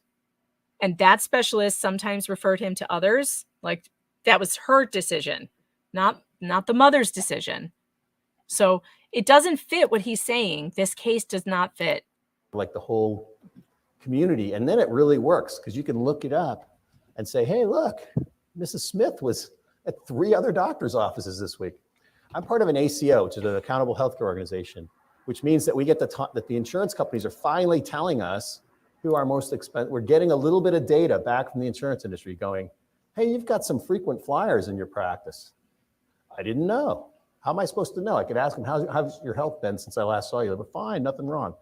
I would have no idea as their primary doctor that they've been to 3 ERs with 10 different complaints. Not unless the insurance company tells me and say, Hez, you are the primary doctor. Why does this person keep showing up in the ER?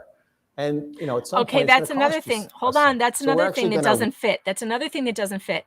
Every single time, and we went through the medical records one by one in that trial, every single time that Cindy had to take her son to the emergency room, she followed up with a call to Dr. Wong. It's in the records. Dr. Wong knew about every single ER visit. She was extremely organized, way more organized than I was. She was totally on top of it. Every single time she would either call him before she took him to the emergency room, asking him, should I take him? Or she would call him immediately after. And then she would take him for a follow-up appointment to the doctor. Every time. Never found one incident where she had taken him to the emergency room and didn't follow up with the doctor. She did. So what he is describing is not who she is. He's describing someone who goes to different emergency rooms and never follows up with the primary care. That is not what happened in this case at all. In fact, I was like, I remember writing a note, listening to the medical records. I was like, wow, she was so organized. This is the kind of thing that I would be terrible at. I'm terrible at follow-up. It's probably the ADHD, but I'm terrible about that. Like sometimes if I have to take my kids to urgent care on a Sunday, I won't call the doctor on Monday if the urgent care took care of it. I'll just mention it at the next appointment. But like, I'm not making a phone call to be like, hey, by the way, I had to take my kid. But that's probably because my kid is not going through a chronic medical problem that you need your doctor to like keep a record of everything, you know. If it's the only reason I would take my kid to an urgent care on the weekend is if they got sick, like with something that needed to be seen. But someone who does have a kid who's medically complex knows they have to like follow up with that doctor all the time. She was being very responsible in doing that. So there's no point in her medical records that show her going to ERs and not reporting that to the doctor. So again, so that doesn't fit. Re-empower the primary care doctor with this information. And the Munchausen perpetrators are not going to like it, but they'll get around it. Trust me. There's many of us and only one of them. So they're going to make sure they get around it. Any system you create, the person She never tried to get around that. Never tried. In my experience, I've seen them lying, exaggerating, fabricating, causing illness, and bouncing back and forth. I see a lot of partial confessions. Like, well, one case that actually was in near where Steinschneider had his thing in Schenectady, New York. This lady had 4 babies die in her direct care, and the twin of the 4th one was parental rights were terminated, and that's the only one that was alive. Then she came to Broward County and had a baby and said that she'd had 3 previous children die of SIDS, and she lied about that. She lied about everything. But one of the things she did say was, we felt that every day we spent with our babies could be their last. I think that was true. What? So, yeah, you're right. Why is that funny? I don't know why that's funny. Crystal, you're having a hard time hearing me. Is anybody else having a hard time hearing me? If it's just you, I think you just need to refresh.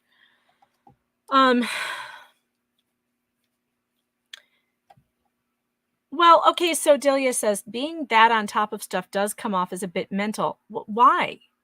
What? So you're damned if you do and you're damned if you don't, basically.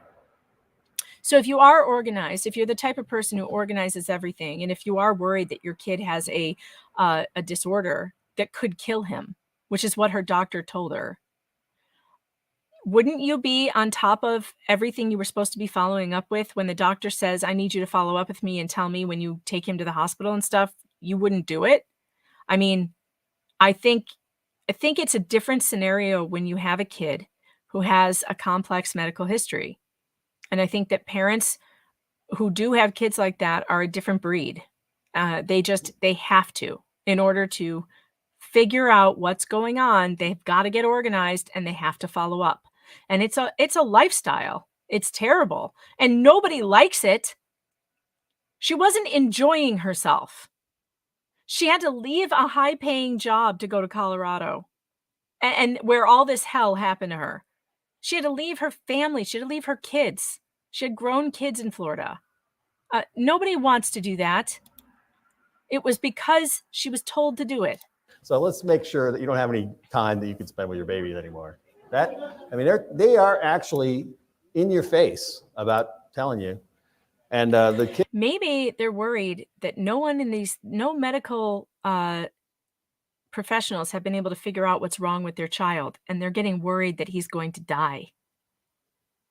Because this guy is laughing like, yeah, let's make sure you can't see your kids ever again. This is a guy who enjoys taking children away from parents.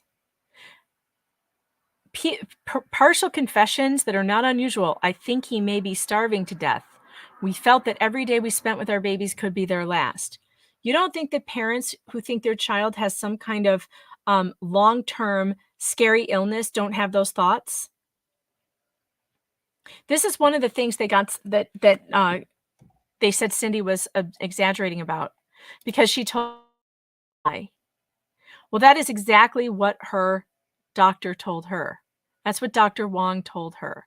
Before she went to Colorado, he said to her, you need to take him to Dr. Collins in Colorado. And she said, what if I don't? And he said, she said, could he die? And the doctor said, I don't know. He could, but I don't know. If a doctor said that to you about your child, how would you react? Honestly, what would you think? Would you ever say it to someone else? Would you ever be like, I'm afraid he's going to die? Maybe. I know I would. If someone told me my child could die if I don't get a handle on whatever is going on, I would absolutely repeat that somewhere. I mean, this is so wrong. This is so wrong. This is not evidence that someone is harming their child. If a parent is worried that the kid could die if they don't get the proper medical treatment that they need, that's not a confession. Kid that I said weighed 56 pounds when he went back home from the hospital where they tried to kill him in 20 or 30 different ways. And then he collapsed again at the dinner table with his severe life-threatening hypophosphatemia. The EMS showed up and the mother said, I think he might be starving to death. That's the only time she said it. So she knew he was starving to death. She knew he was starving to death. It wasn't her intention to kill him. It was just her intention to make him look sick as heck. But at this occasion, it looked like he was going to actually die. And she said, I think he might be starving to death. Have you guys? And she also said, doctors don't know anything about nutrition. God bless her. I mean, none of my kids have starved to death or even come close, but I guess I don't know anything about nutrition. So I went from the earliest paper to the most recent one I could find. And I want to give you one case that's in like this month's medical literature. So I would say that this is the newest definition that's in the medical literature. Munchausen syndrome by proxy is defined as harm carried out by a caregiver, usually the mother, where a medical condition is exaggerated, fabricated, or induced. Perpetrators often have medical knowledge or ties to the medical sector, may suffer from somatoform or fictitious disease or personality disorders, or intend to gain social attention or raise money for personal use. So as far as the medical definition, we don't care why they're doing it. It's happening to the child. So like if someone's sexually abusing a child, do we care why they're doing it? If they're physically abusing a child, do we care why they're doing it? I mean, only in Munchausen by proxy has the definition gotten this confusion over what's happening to the child. The most important point is what's happening to the child. Daisy. So this was a 3-year-old who first developed red patches over his whole body at the age of 5 months, very early. Skin biopsy, which, it was persistent. It was there all the time. No one can figure it out. So if it gets to a dermatologist, they did a skin biopsy because they'd never seen anything like it. It's unusual to do a skin biopsy in a 5-month-old. Showed faint polymorphonuclear granulocytic infiltration. And I put that in there on purpose because that sounds like a lot of big fancy words. He has granulocytic infiltration of his skin. Yes, he does. And any piece of tissue you send to a pathologist, you're going to get a whole bunch of big words to describe it. That doesn't mean it's a disease. It's just the pathologist describe things with a bunch of big words. Okay, so that's all it means. All right, so let's not get the cloud over our mind. Who has got the lymphocytic granulocytic disease? So it looks impressive. So they thought maybe he's got autoimmune disease, which is very rare. So at 8 months, he had blood in the urine, bloody diarrhea, and these were reported every 2 weeks. At the same time, he had an increase in these skin lesions. So now what happened? This disease that used to involve his skin is now involving his GI tract and his kidneys or bladder. So it's involving either a mucous membrane or the urinary system and the GI system, supposedly, if you take it at face value.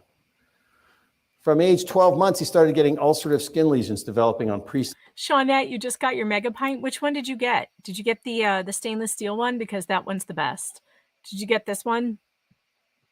Wait, where is it? This one? I love it. I love this one. Is that the one you got? Let me know. Let me know how you like it too, because I love mine. Previously intact skin, which hadn't happened before. Now the skin lesions are worse. They're forming big craters. 12 months. Then he gets sudden unilateral facial swelling and a blown pupil on one side. One of his pupils is really big. And his deep skin defects develop after any medical intervention. So if he gets a vaccine shot, next thing you know, he's got a big ulcer there. Or a bone marrow biopsy, God bless him, got a big ulcer there.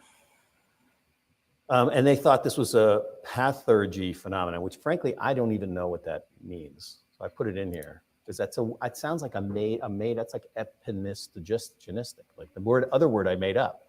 This is a made up word. So that was in the thing.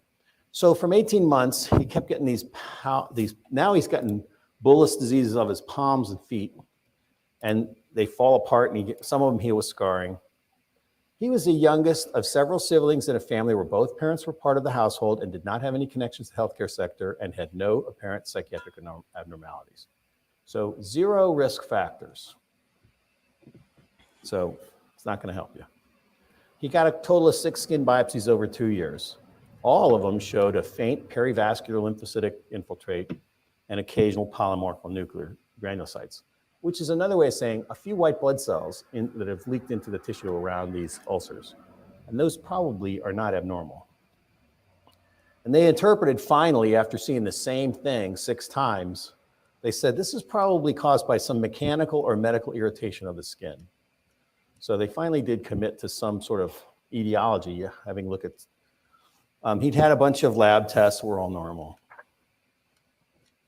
Eye exam was normal. The ophthalmologist didn't think he had anything wrong with his eyes.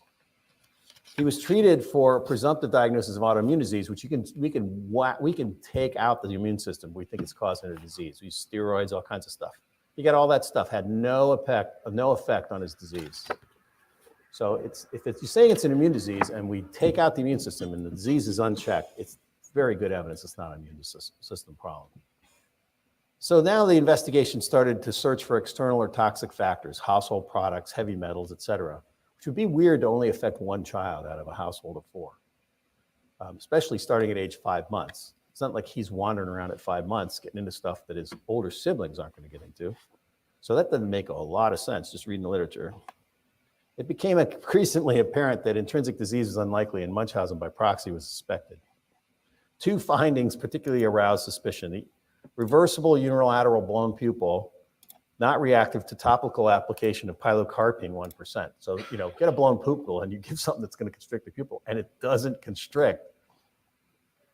That probably means there's some other chemical in there that's causing the pupil to stay open. And then when that chemical wears off, whatever it is, then the pilocarpine will take effect. So that's pretty much not going to be a naturally occurring disease process that causes that. I mean, that's pretty good evidence it's not. And then the sudden appearance of bullous skin lesions in previously intact skin.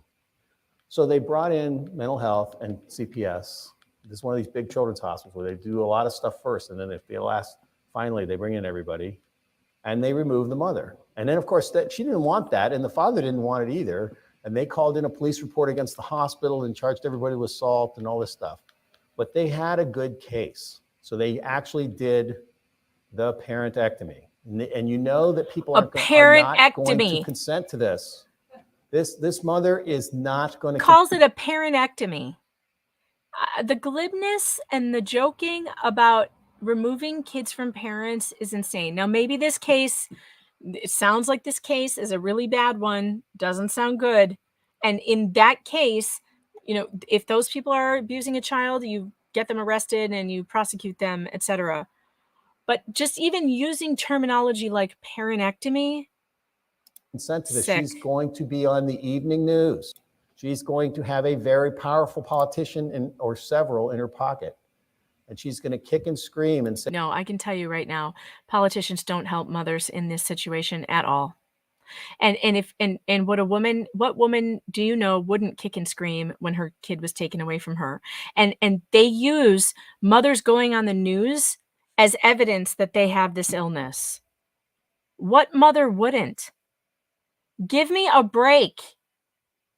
Again, not this particular case. I don't know this particular case. I'm not commenting on that. I'm commenting on how Dr. John Wright determines that someone has Munchausen by proxy by saying they go on the news, they kick and scream when you take their kid. How is a mother supposed to act when you take their kid? Say she couldn't have done any of this stuff. And she loves all the attention, and she'll get a GoFundMe page, and people from all over the world will be sending her money.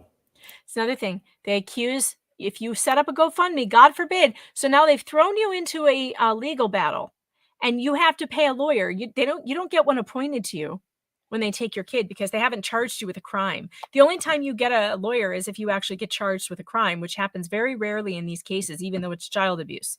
They first go through the family court system, and you're not charged with a crime. They charge you with child abuse, but they don't charge you criminally.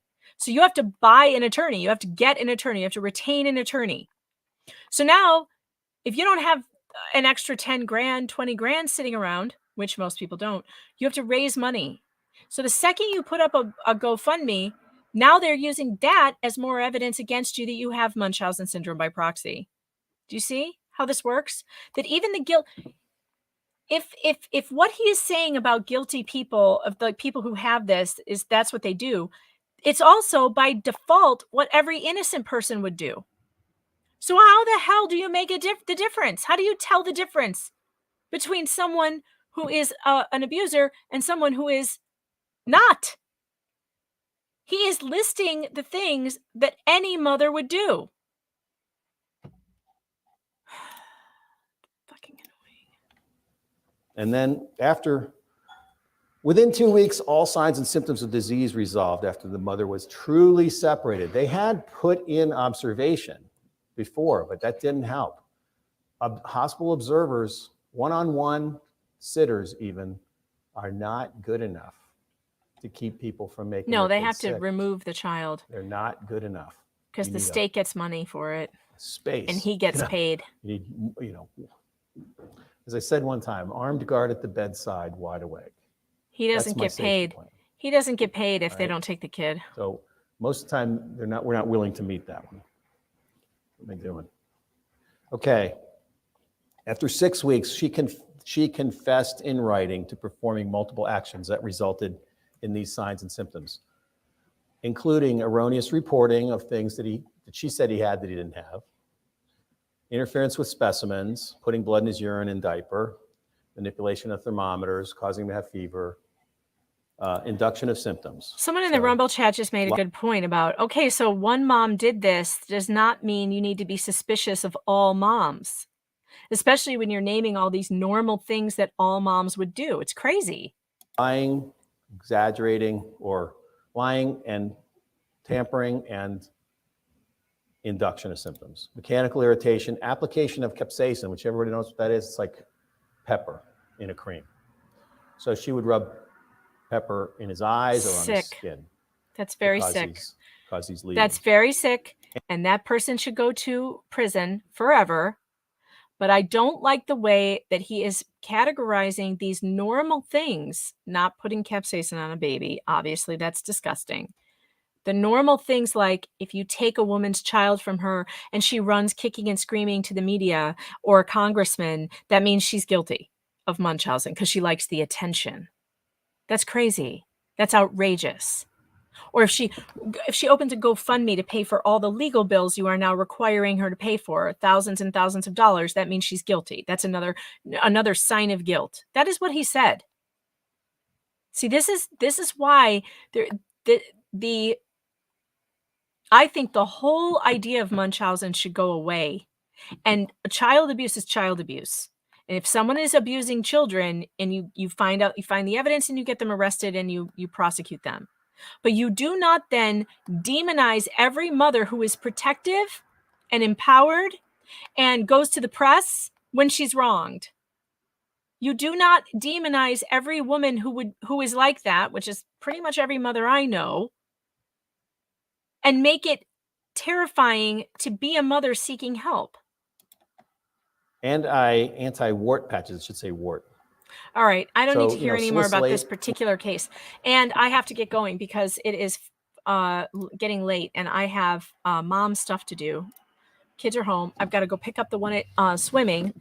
And I also have to get dinner ready. And then I'm going to be on the Unsafe Space podcast with Carter Laren at 6 p.m. Eastern Standard Time. So look for that on meganfox.locals.com. I will put the link to the to our chat that we're having at 6 there. I don't know what we're talking about. I'm sure it will be something fun. Let me just check your yeah, he's mansplaining. Let me check your the chat real quick.